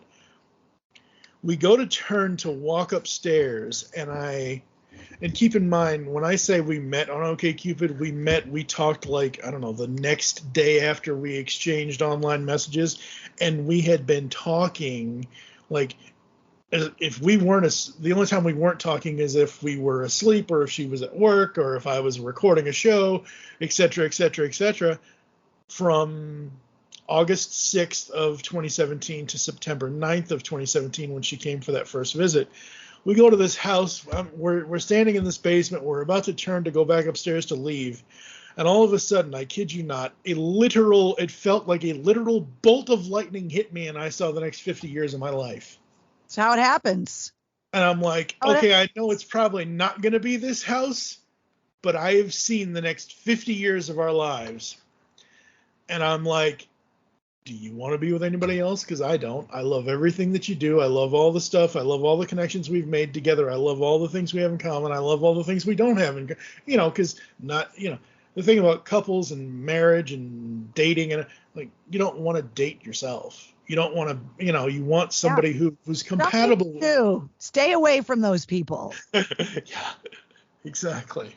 So I said to her, I don't want to be with anybody else. Do you? She goes, no, not really. And, by October, I was living in Chicago with her. And by December of 2017, we got married. And by, it's September, by September 17th of 2019, even though we had already gone through and I'm, to all the things with Social Security and everything else and did all the right stuff, by September of 2019, they're like, yeah, you need to get divorced or you don't get benefits anymore. And I'm like, what?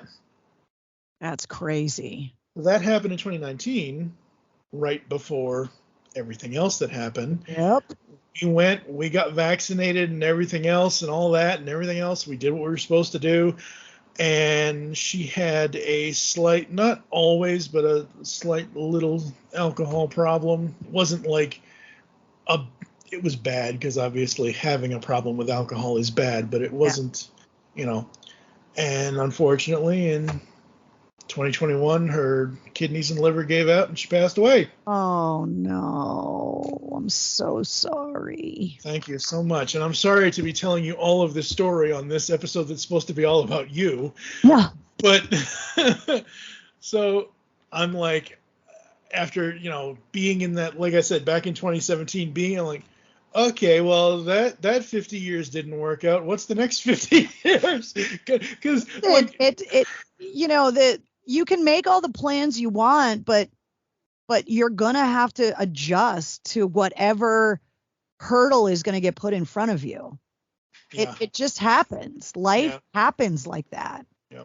So I'm out in Washington State because she wanted to be on the Oregon coast. And I told her, I said, I am more than willing to support that dream. However, because of my disabilities and because of some of your health issues at the time, we need somewhere where it's not going to take an ambulance 20, 30 minutes to get, like, the Oregon coast is it's coastal town. It's small. It's Goonies. It's Goonies. And, I said, how about either Portland, Oregon, or Vancouver, Washington. We ended up settling in Vancouver, and we loved it. We never, because of the pandemic, obviously, we never got to the coast for a second time and all that. And she passed, and I had to figure out where the hell I was going to live next. And now I'm in the middle of nowhere, Indiana. So this is what it is. It is what it is. Oh, all right, getting back to the thing people actually want to hear about. So AF is gone. You're at home. What was your plan for starting the podcast? Like, you say you built MCHQ, like, which, I don't want to get too personal, but like, which room in your house was it always? Well, the house, like in a lot of places in the country, people don't have basements. In New England, we have them. Right. And because I had enough experience in audio recording and stuff from the radio station, I knew it was going to be easier to soundproof a room in the basement. And so there's bedrooms in my basement. And so I gutted a room in my basement and built a studio out of a bedroom so that I had a closet for equipment, boxes, all my archives. I had the closet redone. So there's drawers for all the old cassette tapes that I need to go through and the old CDs and all of that. And this room already had carpeting, so that was going to help with the soundproofing, where the rooms on the main level of the house are all hardwood floors and tile and stuff, which is bad for soundproofing. Yeah. It only had windows on one wall, so it made it easier to get soundproofing window treatments to help block the sound reflection coming off the windows. And so it just worked out that I just took a bedroom that was in my basement that wasn't being used. It actually is where my treadmill used to be. So when I was training for the marathon, that's where I used to run. The treadmill has been moved to another room now, but so MCHQ became the room that was the easiest for me to soundproof and control noise from the outside world. But I also, wanted to make sure that I wasn't going to need this room for something else, because it was going to be hard to undo what I was doing. Yeah. So once I built MCHQ and started really putting a plan in place for the podcast, I wanted to make sure that mine was going to be different in some way. And I wanted to be able to build off of what people knew me for at WAF, but I also didn't want to be limited by what I used to do at WAF, that I wanted to be able to use the podcast as a way to expand. And so I know from all of my time interviewing bands and my time as a roadie before I was a DJ, that I wanted to have the opportunity to be able to talk to not only artists, but the producers that help make the art with the artists, the roadies that actually tour with the artists and make the live shows possible, the people that make the instruments that help these artists write the music we all love so much. And I also wanted to leave enough room there for me to continue to do my work with veterans, always kind of tying it back to the things in the rock and roll lifestyle. Because if you love rock music the way that I do, there's things that come along with it, right? There's the motorcycles and the tattoos and all of those other things, the live concerts. And so I wanted to have the flexibility and the freedom to ebb and flow within that lifestyle. That if, an artist wanted to bring on their buddy who was a tattoo artist that's also tattooed a bunch of other famous artists, that tattoo artist is interesting and it is within that kind of rock umbrella. Right. So I also wanted, because AAF was gone and now the Boston area doesn't have a radio station that plays new rock music at all. That is heartbreaking. It's heartbreaking. And one of the things that my show was always known for and WAF was known for as a radio station was being a platform to break new artists. And we had a long track record of breaking new artists. And I wanted my podcast to be a place that would not only keep people in touch with the artists that they already love, but that the audience would also trust me enough to say, listen, I know what you like, and I think you're going to love this artist or this band. Because that was part of my job at WAF, was mining through all of the new bands to find the ones I thought the audience of AAF would love. As the assistant program director, that was my job. And so I wanted the podcast to be able to interview more alternative artists that may not have gotten played on WAF, to be able to talk to really classic, artists that may have been quote unquote too old to play on WAF. But if it fit under that rock umbrella, I wanted the freedom to be able to do that. But the other thing with the podcast, because when you're going to get into podcasting, like, you've got to figure out what makes yours special and different, is that I had spent so many years with the artists on the air doing the interviews, but also off the air in the studio goofing off, at dinners, at shows, backstage, hanging out, and had gotten to know the artists as people, which we hinted to earlier when I was talking about Joe Perry's cigars. Mm-hmm. And so it was always something that I did to prep for interviews, was to really get to know them as a person, the things that they liked. I always made sure that they're the way they like their coffee, or what they wanted to drink, or like whatever. And if a band had a day off in Boston, I would always say, oh, well, let me take you on the Mistress Carrie tour of Boston. And I would spend time with them off the air.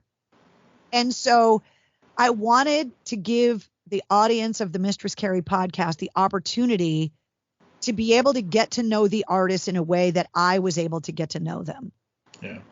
And so for the podcast to not only be about all the things that were important to the record label and the manager and the band, obviously, they got a record coming out, a tour, a new song, like all of those things, but also to be able to talk about them as people and the things that shaped them as a person, and the artists that inspired them, and what their family life was like and their upbringing was like, and the goofy stories backstage on tour, and the collaborations with other artists and the touring stories with other artists, and to really be able to show them, so that if you listen to an episode of my podcast about an artist whose music you like, that after that episode, you feel like you know them as a person too.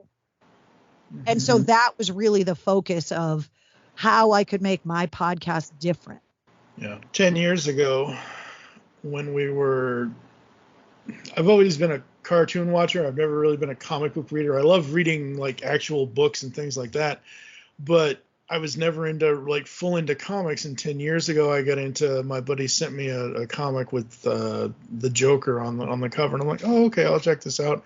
We ended up reviewing all 6-7 issues of that story arc. And he's like, all right, well, we put this on this main feed, but now if we're going to continue doing this, so I created the pull bag. And then with the pull bag, again, like you're saying about wanting something different, I didn't want to just be, oh, we're reviewing this comic, we're giving it this grade, we're doing this, we're reviewing all these classics or whatever.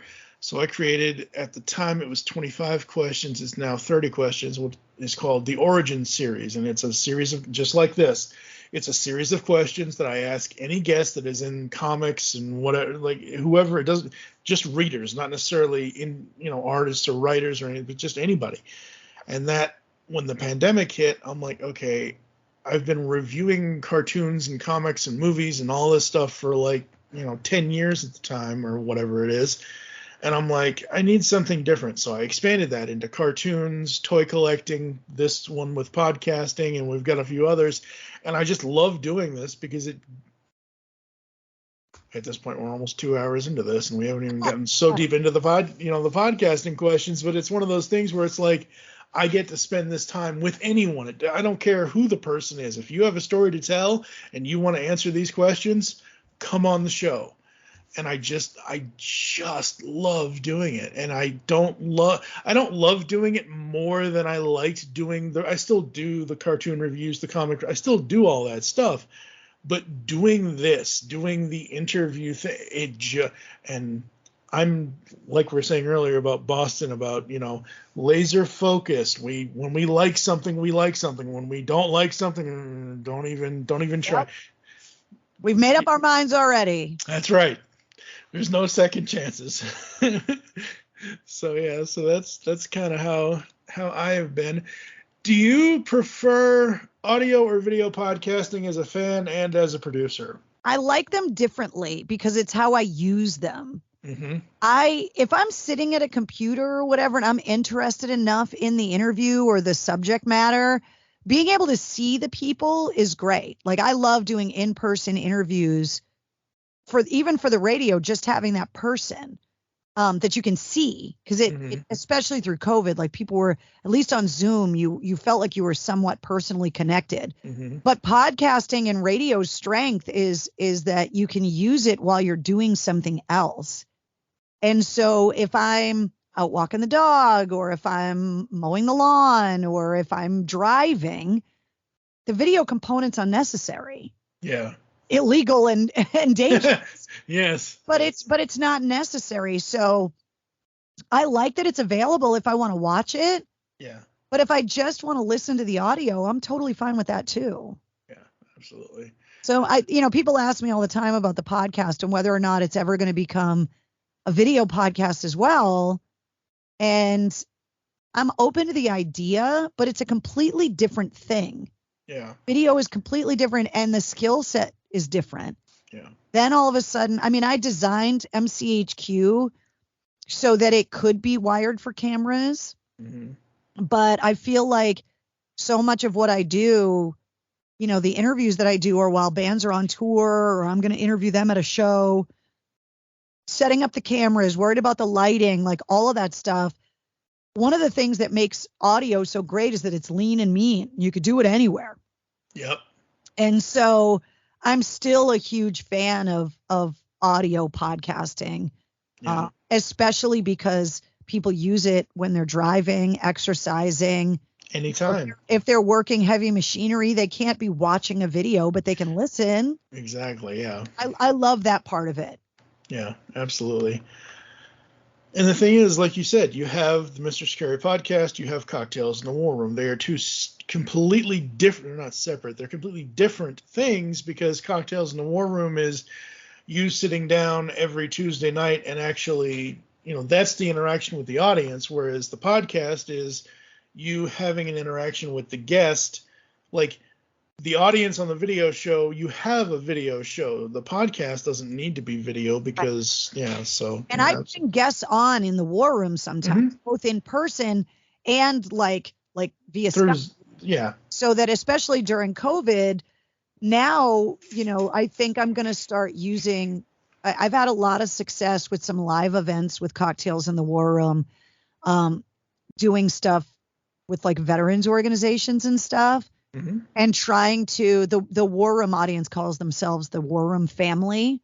And it's an excuse for the War Room family to get together in person. Mm-hmm. There are a lot of people that met each other through the War Room digitally because of COVID that are now really good friends and see each other in real life. And so I love the idea that the War Room can be used to help do a lot of charity work, do a lot of veterans outreach stuff. But I love the flexibility that I can bring somebody on the show live, which I've done multiple times, in person, take the show on the road. I call it on deployment, where we take the show out to a bar or a club or whatever and do the show live. But that I can also, like I had Metallica's whiskey distiller on, and we did a whiskey tasting virtually in the war room. And I was able to talk to him about the whiskey and blending whiskeys and how that, that treatment where they blast it with Metallica's music changes the barrels and changes the taste of the whiskey and all that stuff. So I love being able to bring people on the war room too, but they're two completely different things. Yeah, absolutely. Absolutely. Yeah. So with all the radio stuff and everything else, did you think the podcast, you've been doing it for three and a half years now. Did you think you'd be doing this that long? Or how's the trajectory for you of how far you've come since you started it to now? I wasn't sure because there was so much uncertainty at the beginning of COVID. Nobody knew what the world was going to be like getting out of it. Mm-hmm. And I wasn't really sure. So I was like, I'm going to build this thing and I'm going to give everything I have to it. And I'm going to leave myself open to whatever opportunity comes my way. Yeah. And so I committed to, a new full-length episode every Wednesday. So those are the numbered episodes. When I get access to a bonus episode, I release them whenever I can. If I get access to a interview last minute or something, I put it up as a bonus episode. In August of 2020, after the podcast started to find an audience, yeah. I wanted to have a shorter component that did what I used to do on the radio, which is to keep people up to date with what was going on in music. And so I launched the sit rep. I steal a lot of my terms from the military. Hey, look, it's still support. It's not really thievery. It's support. I give credit that it's stolen. So the sit rep comes out every day, Monday through Friday, and it's around 5 minutes long. Sometimes it's a little shorter, sometimes it's a little longer. And it basically runs through all the headlines of the day in music and entertainment, specifically rock. But if it's a big enough story talking about Taylor Swift, or if talking about Netflix, or talking about TVs or movies or whatever, if it fits under that kind of umbrella of entertainment and rock, I put it in there to keep people up to date, but have it to be really short. Yeah. Because people are willing, like you were saying earlier, to listen to longer form things. But if you've got a short commute, if you work from home, if you don't have a lot of time, but you love kind of music and pop culture stuff and you want to kind of be up to date with that, I do all the work and the research. You can spend 5 minutes while you're making your coffee and brushing your teeth and get caught up with whatever it is that's going on that day. Yep. And then in the show notes, all the links to the original stories are there. So not only does that credit the sources of where I got the information, but make it easier for people if they want more info to read the full article. It makes it easy for them to find.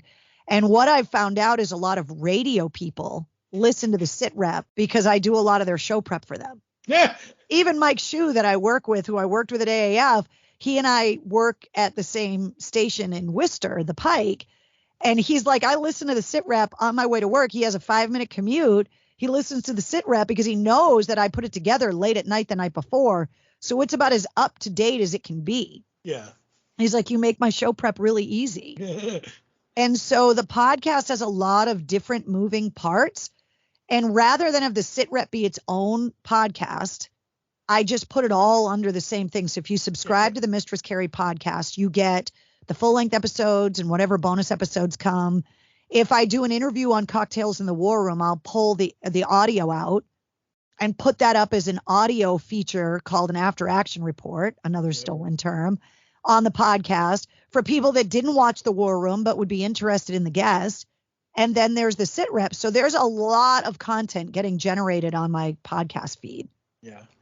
And it's so good. The funny thing is, I reserve the right to expand it too. Absolutely. Well, the funny thing is that with the sit rep, because I'm online all the time. If I'm awake and I'm sitting here at the computer and I'm, either prepping a written blog or working on a podcast or doing whatever, it's like at some point I'm going to have to look at various like entertainment news or geek news or whatever kind of stuff, even just regular everyday, the weather today is whatever. And so half the time I'm seeing all this stuff. I got to say, though, we're recording this July 10th, 2023. I got to say, I think it was July 7th or 9th, or I forget. It was last week. Listening to one of the sit reps, and I'm like, holy shit, Creed is going to do a reunion? What the hell? That's the rumor. I heard it. I heard it from you first. That's the rumor right now. Right. It's a rumor. Said, I cite my sources. So if they end up being wrong, I'm just calling your attention to the fact that there's people talking about it and saying, look, there are hints that the pieces could be moving around, that this could be something that's coming. Yeah. And, for people that love Creed and they have sold a ton of records and get played on radio stations around the world every day, that's a huge announcement. Yeah. Those songs are beloved. Absolutely they are. Back in the day when they launched, and then when the flip side of that coin launched in 96, and then they got super famous in 2000 and 2001. But when it was like Creed or Nickelback, and Creed kind of, I don't know, Scott went whatever Scott did, and Creed went away, and Nickelback's been here the last 20 plus years and all this and all that and everything else. And I got to say, every time they got really successful, both of those artists got really successful. Yep. And sometimes people like to tear down people that are successful. And that's just wrong. Like, it's like, Bill and Ted, be excellent to it. I hate to always rip that movie off, but seriously, be excellent. Like, seriously. Anyway. But I remember, like, when I was listening to you, like, the early episode, I'm like, oh, of course, she's going to have Tyler from Theory on at some point or another. And I've listened to it's been 2011. It's been about 12 years. I got to interview Dave from Theory. Yeah. And I've always wanted to interview Tyler, and I never have been able to do so. That band hit at a time when it was like, oh, like, And they're such nice guys, and they're so fun, and they're hilarious. Dave, you're talking about, bands being at shows and things like that. When I interviewed Dave, he was, I don't think it's still around, but he was I think it's in it's in one of the Full Throttle Saloon. Yeah. They were at Full Throttle preparing for a show. He was like, okay, I have this much time. And I'm like, okay, fine. I'll ask you these 15 questions. It's one of my favorite interviews I've ever done. I'm like, oh my God. Because man, those guys are hilarious. They've got that quirky Canadian humor. Yep. And just everything they've done, like, I first found them through obviously Spider-Man and Josie and Tyler and Chad with Hero and all this and everything else. And I'm like, ooh, who's that guy in the back with the weird looking goatee? I'm like, oh, wow, okay. And then the debut album comes out, and I'm like, oh my God, these guys are speaking to my, and I've followed them ever since. And it's just so great. So, all right, as a listener, let's talk about listening to podcasts. Yeah. What defines a good podcast to you? I don't know. I think that's such a subjective question. I think number one, audio quality. I think if the quality of the audio sucks, it's really annoying. And that's something that you learn in radio, right? Because AAF was always notoriously finicky with its signal, and people would say, like, I want to listen, but the static drives me crazy.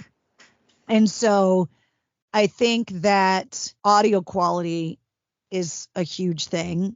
I think that the guest, and that's what makes podcasting so great, is that you can seek out the guests and the people that you're interested in. So obviously, I think having a rapport between the guest and the host is important.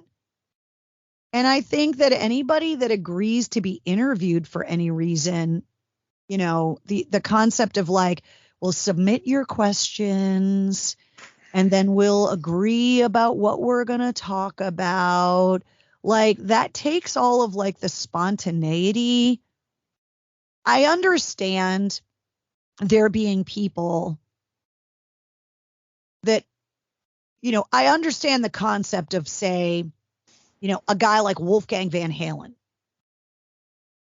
and how he doesn't want to spend every day being asked about David Lee Roth. Yeah. You know, that it's like, I get it, you know, and for them to say, look, can we just talk about like, you know, me or like, you know, people don't want to get constantly put in a position to be bad mouthing somebody else. And I think that there's so many people that are just looking for that sound bite because they want to go viral and they're looking to piss people off or like whatever. But if you try to plan it too much, you miss out on the spontaneity of things, which is usually where the gold is. Yeah. So I think for anybody to be like, if I were in a bad mood right now and I was like, ugh, I agreed to be on this podcast, I'm just going to do it and just get it over with. Cause it's like, you're better off rescheduling because you're going on. So be open to whatever. And I've interviewed people that when I started asking them quirky questions or more personal questions, they've kind of been taken aback by it. I've never interviewed anybody that was like, I don't want to talk about that. Like, just ask me this. It's like, that doesn't make any sense, you know? So it's like the spontaneity of it. And I think the chemistry with the guest and people really being willing to like have fun with it and let their guard down. But it also kind of depends on the podcast, right? That you're not looking for spontaneity and whatever when you're listening to a true crime podcast. You know what I mean? So it really depends on that. Like, to me, the true crime stuff, like, there's so much negativity and like evil in the world that like that's not my jam. Yeah. I understand why people love them, and there's a lot of people that love that stuff.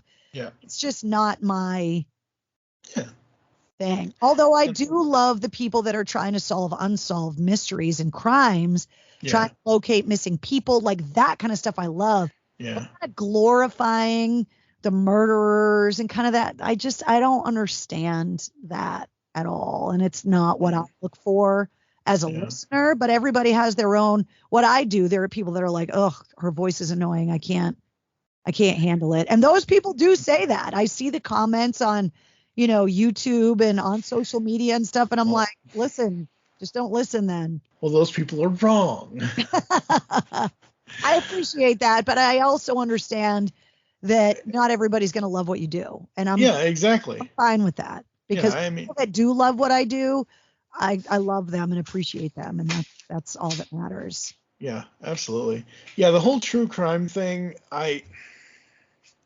it's hugely successful, man. I wish I had their paychecks. I know, right?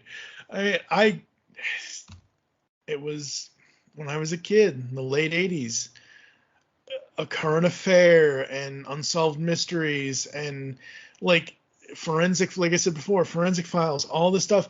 And I focus on the ones that are focused on, not necessarily like, I don't need to hear, I don't like Investigation Discovery did a really good version of the DD case or whatever it was. I forget what. And then Lifetime comes along and says, oh, we're going to do a movie version of this. And I'm like, but I already watched the actual facts that like, but yeah, no, I like that stuff. So it's like there's a little bit out there for everybody, you know? Yeah, absolutely. As a listener to a podcast, what does it have to draw you in? So if you listen to that first episode, what do they have to do to get you to come back? I think for me, it's about the guest. Like to me, it's about, well, if I started listening to the first episode, most likely it's either that I love the host already or It's I love the guest. And if I listen to the first one for the guest, then the show's got to either do such an amazing job in the first episode for the host for me to fall in love with them. But in all reality, it's hard to do that in one episode. Yeah. Then the next guest or 3 guests from there has got to be something that piques my interest. And I think just like with anything else, the more you listen, the more that you're then going to be drawn in by the host, the constant. So I think for me, it's the interesting topics. And, you know, there are those people that listen to every episode of Rogan because they love Rogan. But then there's the people that listen to specific episodes of Rogan because of the guest. They either like, you know, hearing the comedians he has on, or they like the scientist that he has on, or like, it just depends. And I think any podcast is like that, that's the beauty of the medium, is that you can scroll through the episodes and go, oh, that one sounds interesting. And, you know, hopefully for the podcast host, it rolls into the next episode and into the next episode, and then you got them. But it's the same thing with radio. It's like you're trying to break people's habit. You're trying to find room in their life for you. And that takes repetition and it takes consistency. Absolutely. Consistency is key. We say it every episode of this show and all my other shows that I do. All right, let's talk about time length. As a listener, do you prefer short 30 to an hour and 30-minute shows, or do you prefer longer podcast episodes, as in 2 hours or more? Again, I think it goes to how I'm going to use it. Okay. Like the longer episodes, I have to be really interested, because most likely I'm not going to listen to it all in one shot. Yeah. The first half or third has got to be good enough for me to go, okay, well, I'm going to listen to the first third on my way there, the second third on my way back, and then tomorrow the third while I'm, you know, whatever, the dog or whatever. Yeah. But I think the consensus, podcasting's been around long enough that, you know, like you said, the sweet spot is like 45 minutes to an hour. Mm-hmm. If there's a certain level of unfamiliarity that people are willing to give up 45 minutes to take a chance on a guest they might not recognize, or a new podcast that they might not have listened to before. But like with me, I'll do a 20-minute episode if that's what I can get from the artist. I ask when I book guests, most times a minimum of 30 minutes. If I can get 30 to 45, great. But I've done 2 and 3 hour episodes, especially the trips overseas. It's hard to boil down 3 weeks in a war zone into 45 minutes. Yeah, no, that would justice. Yeah.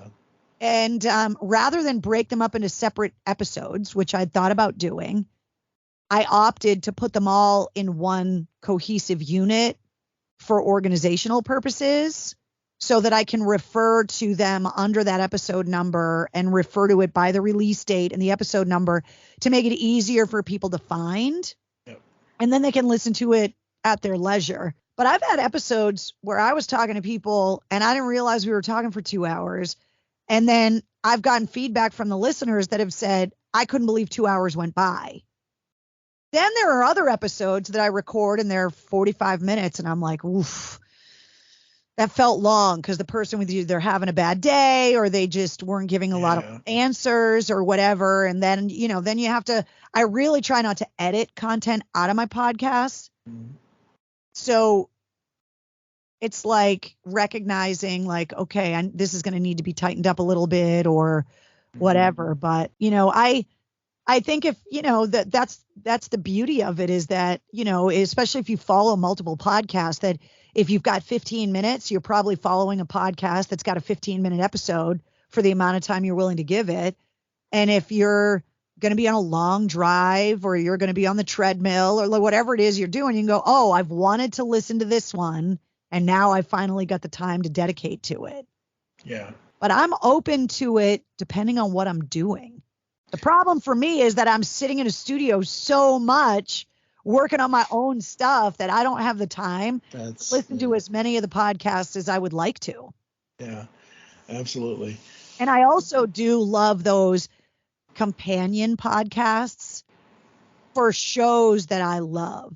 Yeah. The Sopranos one, there's one about True Blood where they get the actors and they talk about the behind the scenes. If I loved a TV show, like I loved True Blood, like I loved The Sopranos, getting to hear the behind the scenes stories, which is kind of what I want people to use my podcast for, the behind the scenes stories with the artists.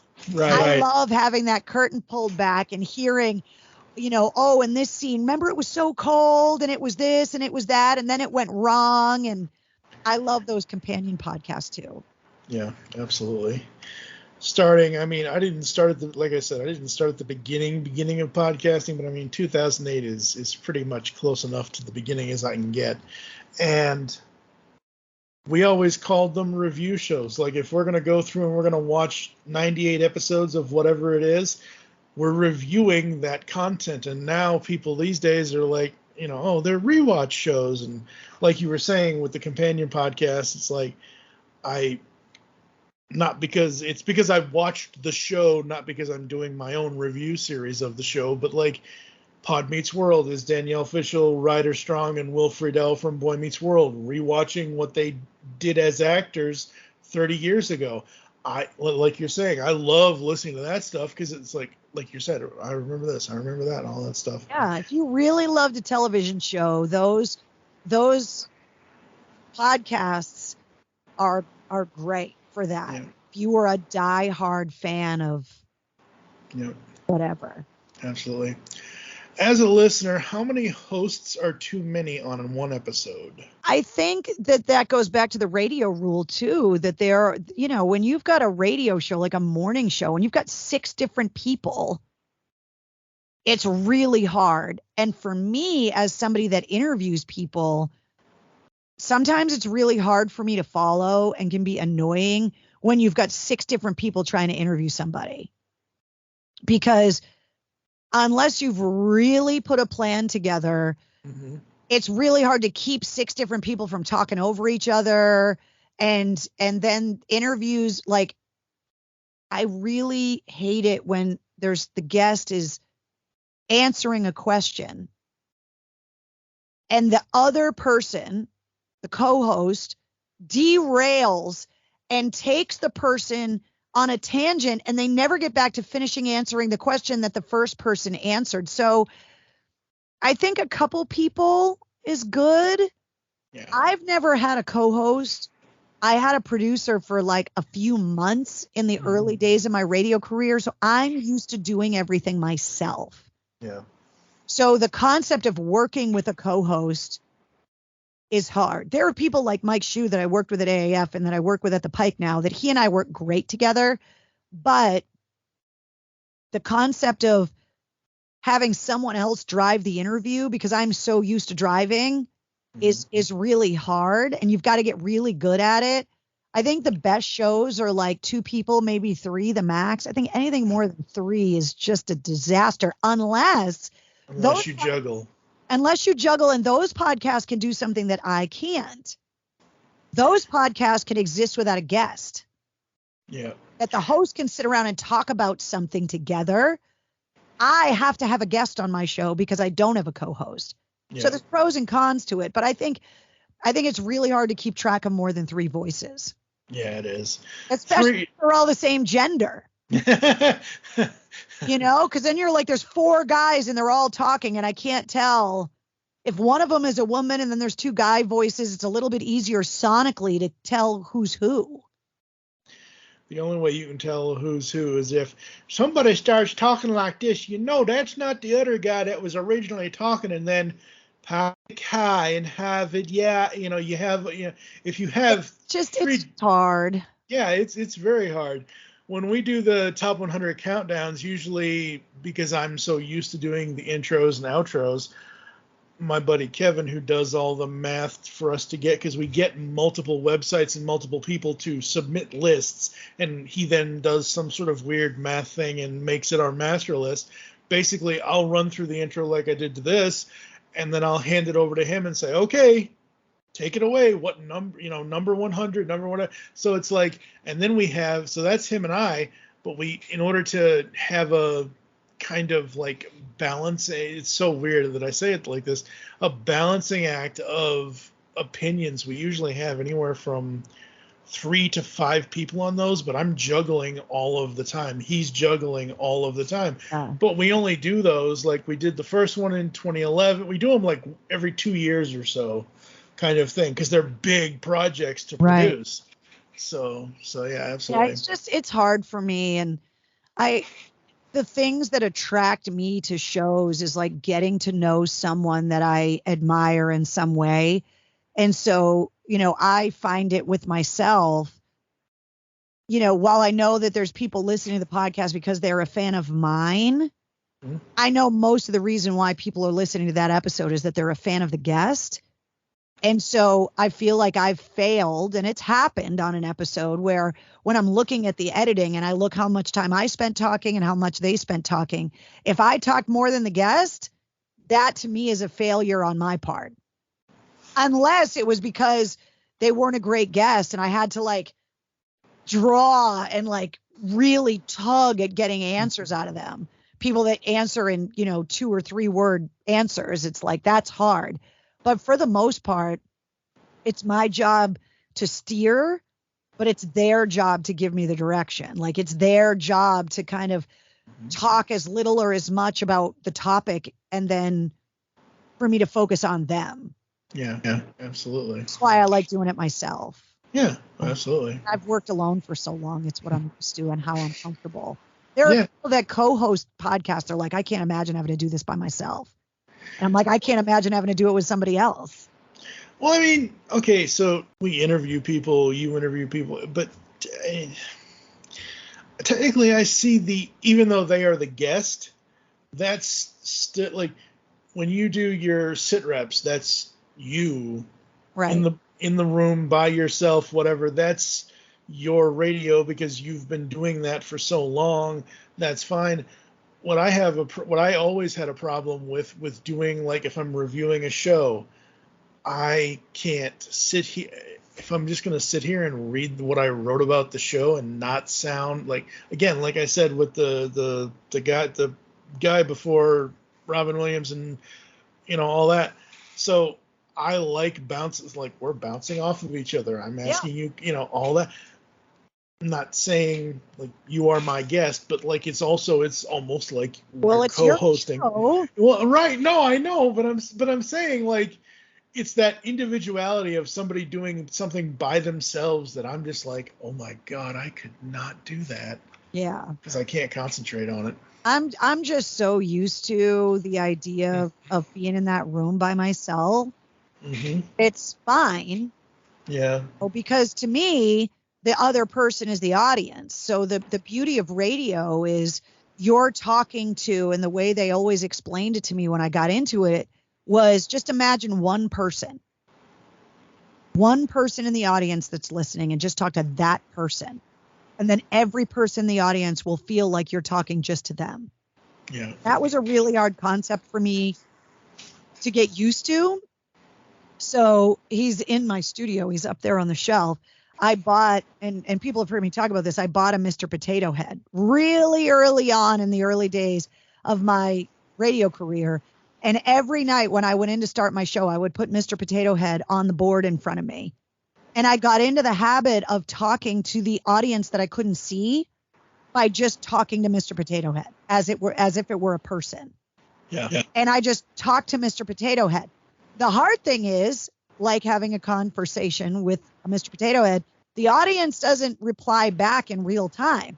So when you're doing radio alone, until you get the calls, or now more likely than not, the texts or the posts on social media, you don't know if they laughed at the joke because they're not there in the room. And that's really hard to get used to. And a lot of people that do podcasting with multiple people and an in-person guest, radio people sit in a padded room and talk to themselves all day. The only thing that doesn't make them crazy is that the microphone's on. Yeah. And that's a skill set that really requires work to get used to and good at. 100%. Yeah, I've only ever done 2 in-person recordings. My buddy Steve, who created the network with me, came up in 2017 to Chicago at the time. He was my best man at my wedding, and we did a little podcast before and after the wedding and everything else, and all that, and then I interviewed. I don't know how much traveling you're doing, but if you ever go to Waukegan, Illinois, there's a place out there, Big Ed's Barbecue. I interviewed Big Ed, and they have this thing called it's every restaurant in every city and town has one of these things if they choose to do it. They have one of these burger challenges, and it's it's the Sheriff Burger Challenge. It's like 8 patties. It's this huge like anything Adam what's his name does on Man vs. Food and all that stuff. So it's similar. So I had him on. I had him over, and he brought. I didn't do the burger challenge. I couldn't do that, but I interviewed him. But generally, I've been doing this remote, just like we're doing this now. Like that's all because I like doing it this way. It's much easier. I'm in my space. You're in your space. You're comfortable. It goes back to what you asked me before too about the first thing, and it's being able to control the audio quality. Mm-hmm. And it's hard to control it when you're on location. Yep, absolutely.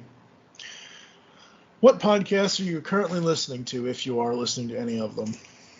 Hold on. Let me look at my phone. I have been really busy balancing a lot of the new radio station that I've been working on. I got sucked into Smartless just because I love those guys, and they just did a companion docu-series about the Smartless tour that they did. But I love Jason Bateman and Sean Hayes and Will Arnett as comedians and actors.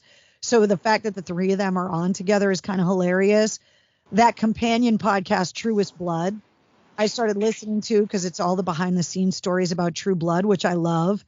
I had been listening to Bruce Dickinson's Psycho Schizo Espresso, which was really kind of interesting because Bruce Dickinson from Iron Maiden is such an academic that that was really cool.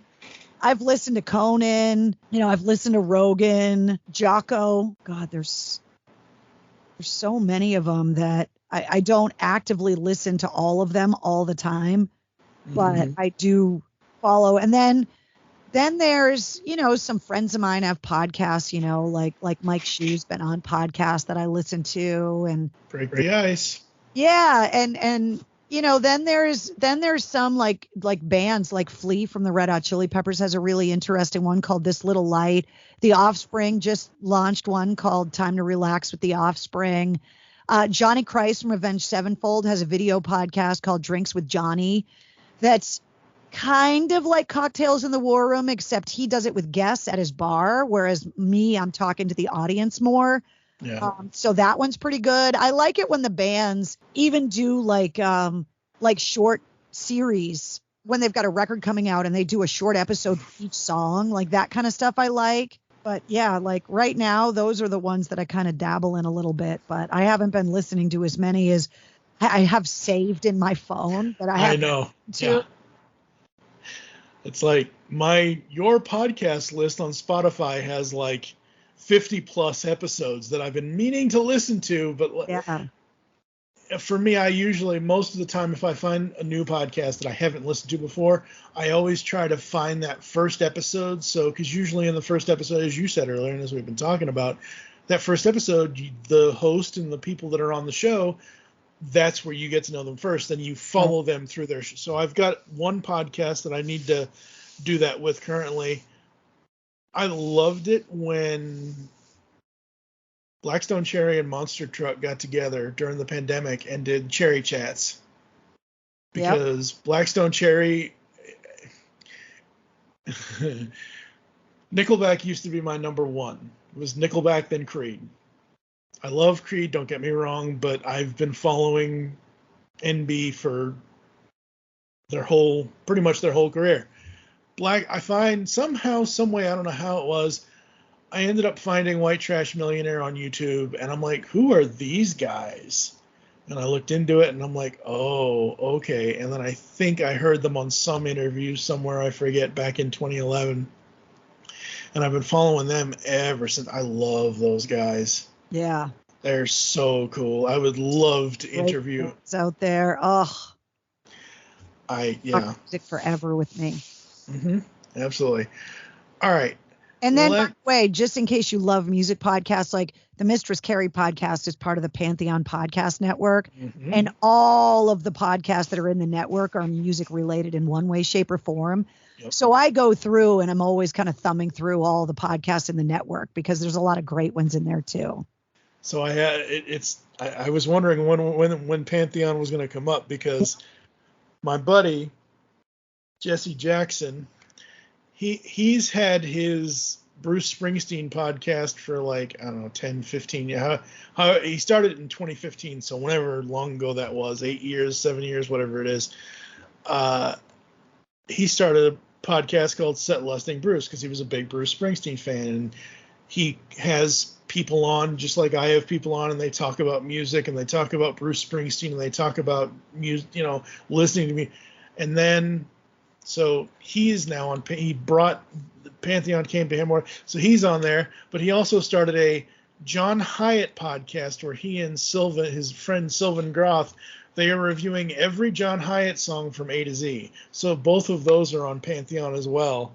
I absolutely love some of the stuff that Pantheon does. Like it's guys so cool. from the Shout It Out Loud cast, like they had me on. Which, by the way, I owe them an email about a project that they're working on. So, guys, I reminder about you.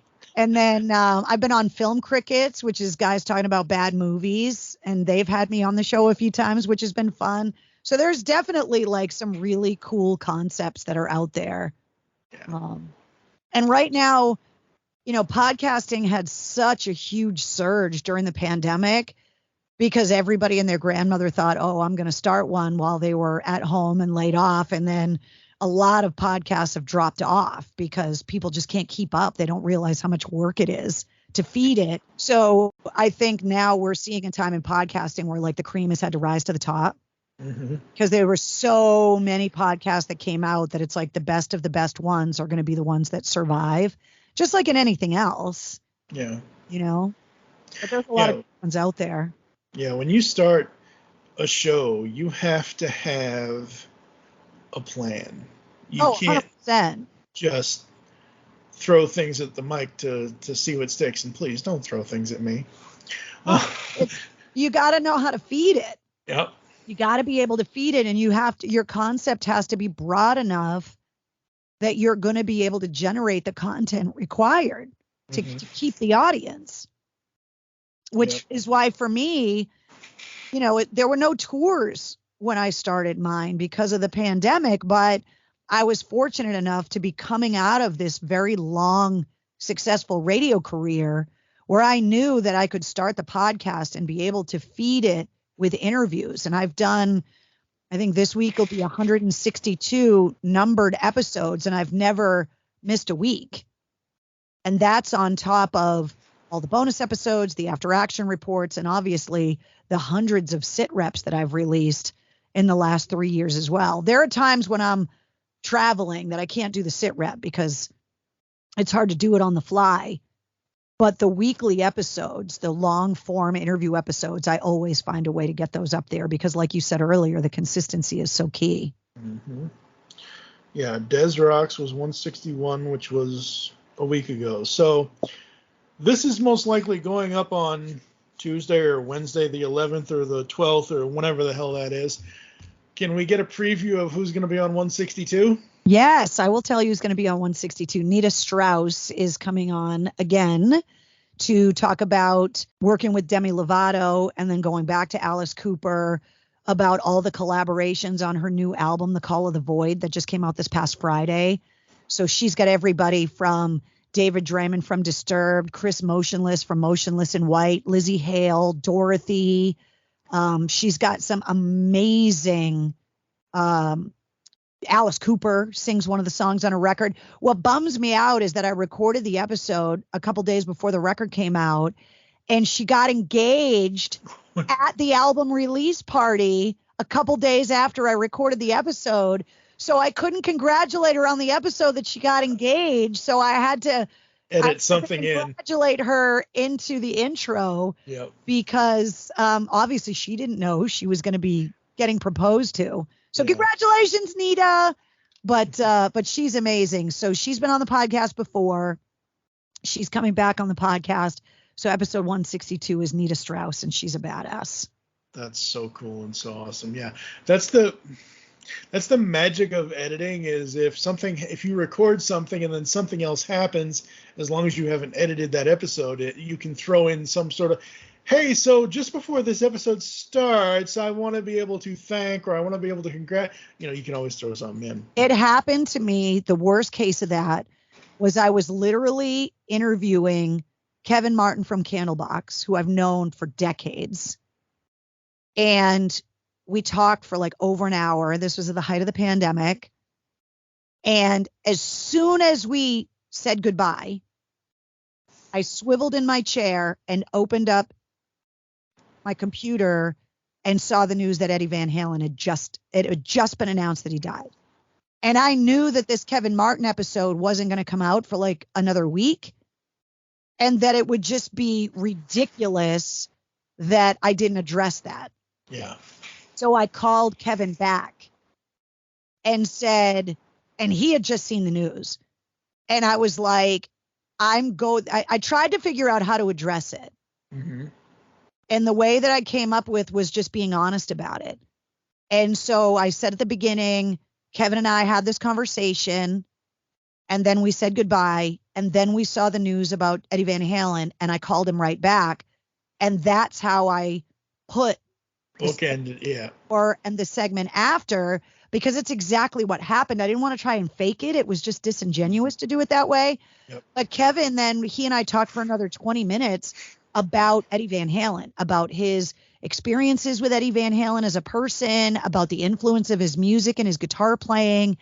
And so I was like, oh man, which by the way is a radio experience and a thing that radio learned about pre-recording stuff, because nationally there were a lot of morning shows that were pre-recorded the morning of 9/11 that the companies then had to scramble to pull the audio down. Yeah. And regionally, the DJ that was killed in the station nightclub fire in Rhode Island had pre-recorded his radio show for later that night. And so there is always a danger, both in radio and in podcasting, of the pre-recording too far in advance, because you could get caught. Yep. Radio, it's a lot harder. With the podcasting, it's like you can kind of release it whenever you want. But I did get caught on that Kevin Martin episode because Eddie Van Halen passed away, and that is a defining moment in music and something that needed to be addressed. And Kevin was great about it. I like doing this kind of stuff. I don't like really doing evergreen content, because I already put enough pressure on myself when it comes to editing shows and things like that. And we'll talk about editing here in a moment. But like that evergreen, the sit reps you do and just keeping up with it, like it fries my brain more than it already is. I don't need 2 fried eggs. I already have 1. Well, I do a lot of show prep for the radio shows that I do. Mm-hmm. So I'm doing the prep anyway. Right. No, yeah. I mean, so it's just keeping up with it all. But that's the kind of prep you have to do if you're going to work in radio. Yeah. So that prep, that was a muscle that was already strong for me. That was already in my workflow every day is just, if I'm just screwing around on the internet, if I'm on my phone, I'll email the link to myself and put sit rep in the subject so that I remember to put that in the sit rep for tomorrow or whatever. Yeah. But then I have, anybody that's ever seen me work or looked over my shoulder on my computer, I've got tabs and windows open. It drives me crazy. But then at the end of the day, the last thing I do at the end of my day, and I do it late at night, is do the sit rep for the next morning. And I've got all those stories open and ready to go. So I'm constantly doing that sit rep. It's not like I sit down and go, okay, I need to prep for the sit rep now. No, you're already prepped. Yeah.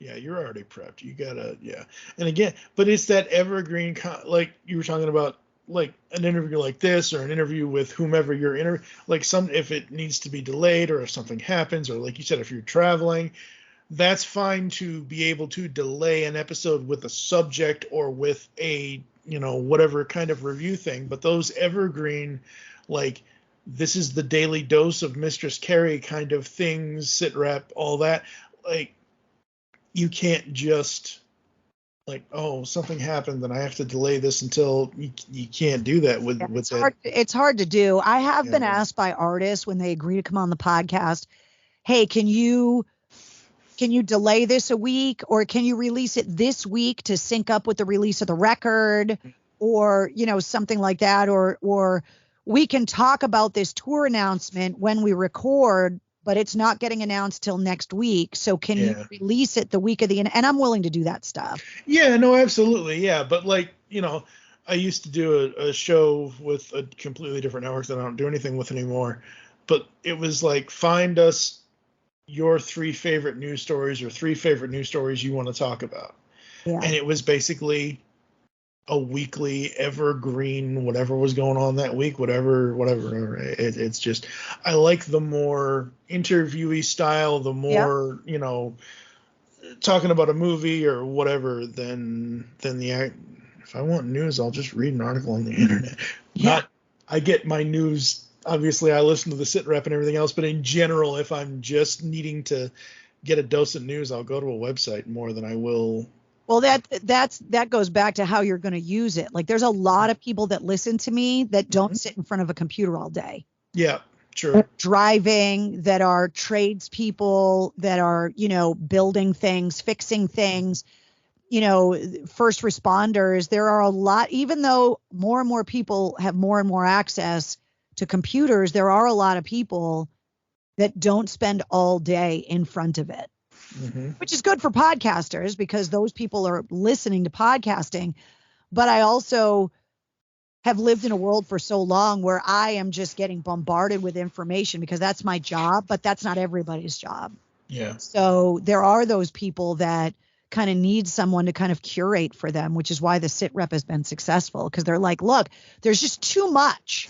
Fill it down to what I need to know and move on for me. And that's where the sit rep kind of fills a gap for that part of my audience. Yeah, absolutely. So we've kind of talked about it, and we've obviously talked about your radio career and everything else, and we've talked about some of the various differences, but going from the radio to podcasting, what do you see as the main differences, podcasting versus being on the radio? I think live radio is a high that you get that there's no other way to get it. Like, you're literally out there with your ass hanging out. You've got to worry about saying something stupid, saying something controversial. You've got to keep it moving. When you're doing live radio, especially if you're interviewing a guest, like a band, if I was in the studio, I'm watching the clock because in my head, I'm like, I got to get into commercials by this time. These guys need to get to the venue to do sound check. What's the listener thinking? I've got 30 questions and only time for 6. Which of the 6 am I going to answer? You have no idea what's coming out of the mouth of the guest. And you've got to be willing at any given time to be able to completely derail your plan based on what's going on in the world. So when you're doing live radio, you are literally juggling fireballs. And you don't have that necessarily when you're doing a podcast because you're pre-recording it and you can always go back in and fix it. You've got, whether or not you do, you know that safety net is there for you. Mm-hmm. And when you're operating with a safety net under you, you operate differently than when you're live. And if you screw up, you got to own it and move on. And those muscles are very different. And when I got back on the radio, it was almost a year after I had been laid off. And I had to get my brain back into radio mode. And juggling the two simultaneously, when I'm on the radio, I have to remind myself that I can't swear. And in the reverse, when I started doing podcasting, I had to tell myself and get used to the fact that I could relax a little bit more, that I could sit back and let the guest go on and on and on in an answer because I had the time. Yeah. That if we wanted to go off on a tangent, that we could talk about something that would not be acceptable on the public airwaves, that if the audience, if a band member swore on the air live, my brain is now instantly looking for the dump button and trying to make sure that it didn't get on the air. Whereas on the podcast, I had so many people when I launched the podcast reach out to me on social media and be like, it's so weird to hear you swear. Yeah. Because they listened to me for decades. For decades on the radio. Yeah. Yeah.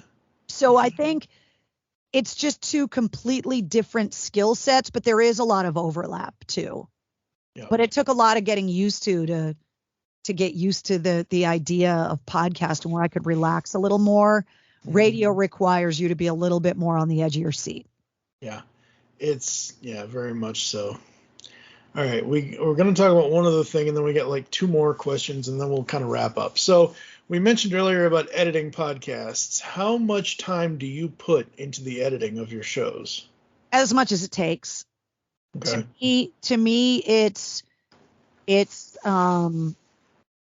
whatever's required to make the episode good. Mm-hmm. And when I'm doing an interview, I can keep track in my head of like, oh yeah, I got to go in and, you know, if their phone rings in the interview, if they didn't mute it, I got to go in and fix that. And the way that I produce my podcast, because I release a corresponding playlist with every episode that's filled with all the music that my guest has made and then all the music we reference in the interview. So after I do the interview, I save it raw, archive it raw. Mm-hmm. Then I go in and I start editing the interview from the beginning. And I like to edit in a linear fashion. Absolutely. So I start at the beginning and I edit as I go. So I know what's already been looked at is ready to be released.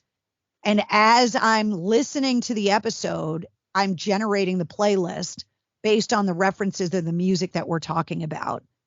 And then I edit as I go. And then once I've got the actual interview done, then I'll go in and record the intro and the outro and put it together as a final piece. Mm-hmm.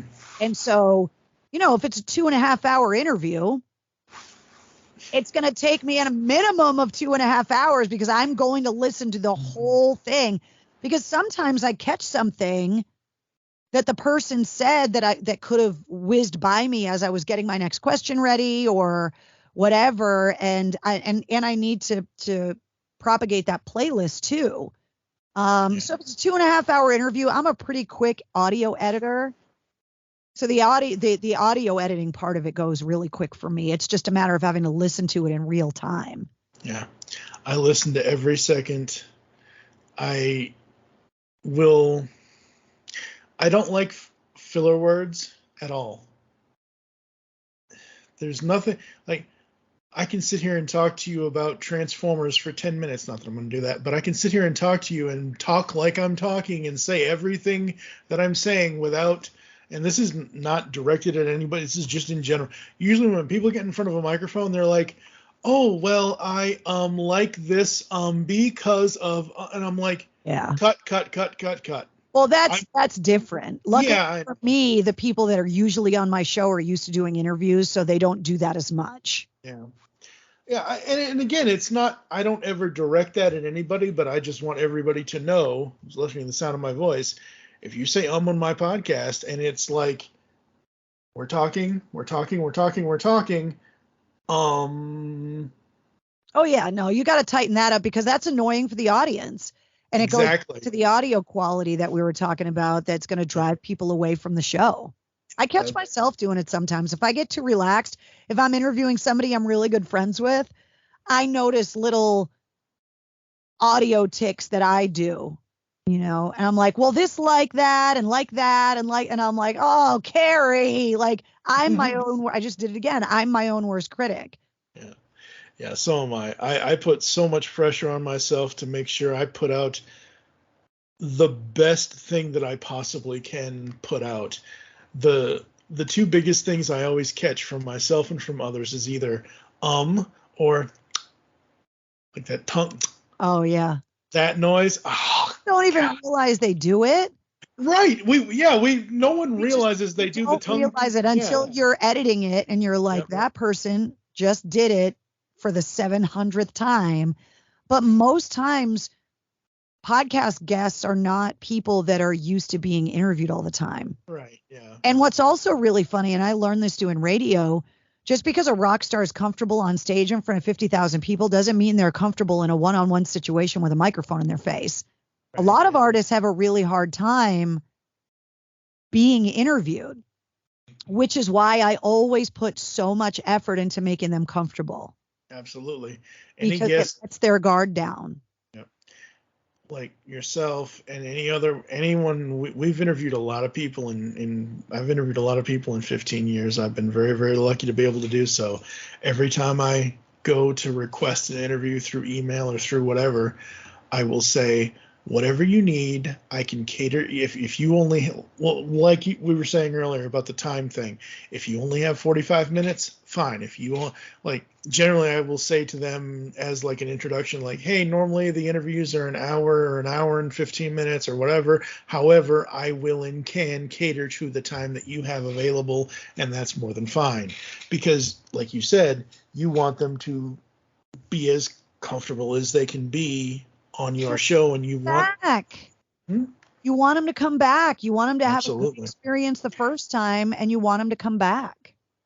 I've been able to interview musician Stan Bush over 10 times in 15 years, because every time he does, when we first interviewed him on the Transformers podcast for the original 80s cartoon, it was about the soundtrack that he did. It was about the music. It was about all that. But everything else since then, it's like, oh, Stan has a new album coming out. Let's do that.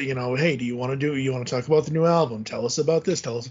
And you just make them comfortable. And like you said, making everybody feel comfortable, as long as everyone I record with walks away. Like when we hit the stop button on the recorder and we do a little, final prep before we say goodbye, I'll always ask, did you have fun? And if they say yes, then my job's done. And the editing is the editing. That's all separate from the guest kind of thing. All right, so you have done a lot of interviews. Yeah. And I know it would be like picking children you don't have, but was there all right, the question is, which one was your favorite? I'm not going to do that to you. Give me your top 5 favorites. Well, I got to put the Aerosmith one on that we talked about earlier because it was my first. Right. I think the Shinedown interview from 2004 where they did Simple Man is one that needs to be there. There's an interview that I did, I think, back in 2014 with Chris Cornell that's haunting to listen to now, because he was there with his wife and he was very open and honest about his struggles with mental health. And when you go back and listen to that now, it's heartbreaking. And he did an acoustic performance that day, just him. So the only people that were in the studio were me and his wife and Chris Cornell. And he was just playing acoustic and singing. And it was a private Chris Cornell concert for me. But the fact that he was so open and honest about his mental health struggles that day, sadly, he talked about how he had felt like he had moved past a lot of those, which we all know now that he hadn't. Right. That when I look back on it, I'm like, wow, that was a really powerful day. I mean, some of the interviews that I did overseas, to go back to my trips overseas, I think were really important, even though they weren't necessarily rock star interviews. There was one that I did on the 5th anniversary of 9/11 at Camp Cropper, which was the prison that we had moved all the high-level insurgents to after Abu Ghraib had been closed. And there were 2 brothers that were both in the military but stationed in different parts of the country. And they both ended up at Camp Cropper that day. And we were able to put them on the radio together and connect them with their family back home. That's so awesome. Which was really, really emotional and powerful. And that one stands out to me as well. I mean, the bands... Anytime you interview them, so many. Yeah. It's harder for me to interview my friends because a lot of time I know more about them than they want to share. And I forget sometimes what I'm allowed and not allowed to bring up because I know them so well. But I have been so fortunate. I mean, there was one time that Damage Plan was getting ready to release their first record, and Vinnie Paul and Dimebag Darrell and the band came up and took over the show. Wow. And it was as insane as you would imagine it to be, and that was really fun. A lot of the interviews that I do around acoustic performances are huge favorites of mine because, like in Zakk Wylde's case, we were talking about specific songs and how he wrote the riffs, and he was able to talk me through it because he had the guitar in his hand. Yeah. So I love doing stuff like that. Yeah. But like you said, like there's so many. And there's interviews that I have with people like Scott Weiland, who's one of the only people that ever gave me a hard time. Yeah. I have this really famous interview where he and I kind of got into a fight when he was touring with Velvet Revolver. There's interviews with Chester Bennington and Mike Shinoda that I did at Royale or it used to be called the Roxy and then became Royale, like when Hybrid Theory first came out. Yeah. And they were just these two kids. Yep. And I went and sat between them and we did this interview that I've got somewhere that I need to find because it's on cassette. Oh, so there are those interviews with people that aren't here anymore that I'm just, oh man. Yeah. Hybrid Theory. When did Hybrid Theory come out? It was 2000. No. 2000. Meteor. 99, 2000. Somewhere. I know Meteora was 2003, so it was somewhere before that. Okay. Man, that's such a long time ago. Yeah. Anytime you do. Hybrid Theory was released October 24th of 2000. Oh, wow. According to the interwebs. Yay, interwebs. Yeah, it's so weird. Like, when my late wife and I were in the house that she owned back in Illinois a couple of years ago, writer, producer guy from animation, Larry DiTilio, he did the He-Man cartoons back in the day, the old Filmation He-Man cartoons. We had interviewed him back in 2010, 2011. And I heard, somehow I read it on my phone or something happened where I saw the news that he had died. And I just, like, I didn't fall over in the kitchen, but it's a good thing the counter was there because I was about ready to fall backwards just because of sheer emotion of realizing, oh my God, I have talked to this person that now is no longer here. And that's just like a snapshot in time. And it's crazy. Yeah.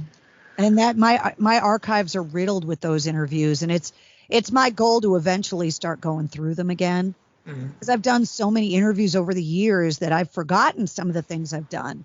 I mean, just since I launched the podcast, I've done 200 interviews again. Never mind what I did in 22 years on the radio. Yeah. Yep. I don't remember if I was listening to AAF in 2001. I probably was, but I don't know.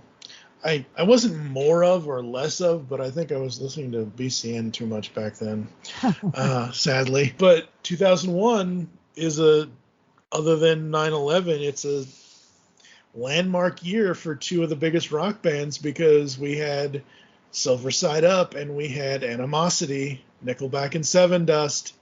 When are they going to get together and do it? They need to do a collaboration or do a tour together. That would be interesting. That would be amazing. Best concert ever. That would be a lot of fire. Oh, yeah. Yeah, they both like using pyro a lot, don't they, at their shows? Yeah, absolutely. I've had let's see, 3 of the 5 members of Sevendust have been on the podcast. Mm-hmm. LeJean hasn't been on the podcast yet, but he came on Cocktails in the War Room. So he's been put up as an after action report. He was one of my guests during the height of the pandemic, and he came on via Skype in the War Room. Right. I swear you did one with him, though. Maybe it was just that after action report. Yeah. Okay. He hasn't come on the podcast yet. Yeah, because I've heard you talk to Morgan several times. There's that a couple of times with Clint. And then freaking Connolly. Man, that guy. He's a machine. He's a machine. He's a machine. That's the Boston Marathon episode. Yeah. Absolutely. And I told him, I just want to talk about the marathon. I'll have you back on and we can talk about music and stuff later, but I want to get super nerdy about the marathon because he's a serious athlete. Yeah, he's a serious athlete. Yeah, you can tell by the interview. Yeah, absolutely. All right, we're going to wrap it up here, folks. It's been, once again, it eventually gets edited. It'll probably be under 3 hours, but like I said at the beginning of this is like, I've listened to you for 20 years or so. And this has just been a dream come true to be able to talk to you, pick your brain, talk to you about stuff. And I've tried my best. I appreciate it. I've tried my best to not tell the stories, but don't you know what I mean? You always have those interviews where the rock stars or the movie celebrity, you ask them the normal question, they're going to give you the same normal kind of. That's the art of it. Yep. Is asking a question that has been asked before in a way that doesn't make it boring, that doesn't make it something that they don't want to talk about again. That's the hard part. Absolutely, absolutely. All right, so last two questions. What advice do you have for new and or veteran podcasters in the art of podcasting?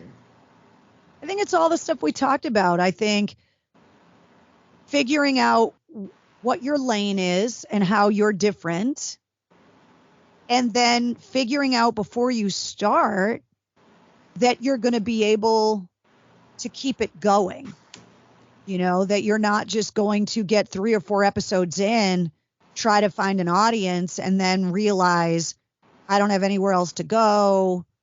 I pigeonholed myself into a concept that was too small, and then have nowhere to go and have it, die on the vine. There's a lot of dead podcasts out there that are just sitting there because people just left them to die. And so I think if you can come up with a concept that you think you can continually feed and pursue and move forward with, make sure that you can do it in a predictable way, reliability, and that it's going to be there every week or every 2 weeks or every month or every quarter, or whatever it is that you tell your audience, that it's going to be there, that it sounds really good.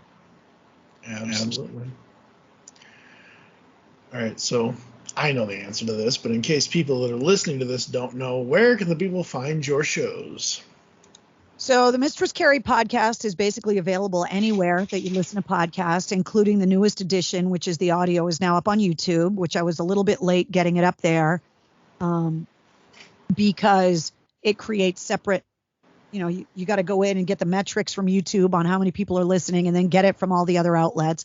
But all of the podcast outlets you can think of, wherever you get your podcast, you can find the Mistress Carrie podcast. You can go to mistresscarrie.com. And all the episodes are there. So if you don't understand how to navigate podcasts, which if you're listening to this, you obviously do, there's embedded players and you can literally just hit play off my website. But then all the links to all of the other podcast outlets are on the website. You can find Cocktails in the War Room live every Tuesday night at 8:30 Eastern on my official Facebook page. And those videos are there, and then they get uploaded to YouTube after the fact. So those are there as well. The sit rep, the after action reports, all of that is on the Mistress Carrie podcast feed.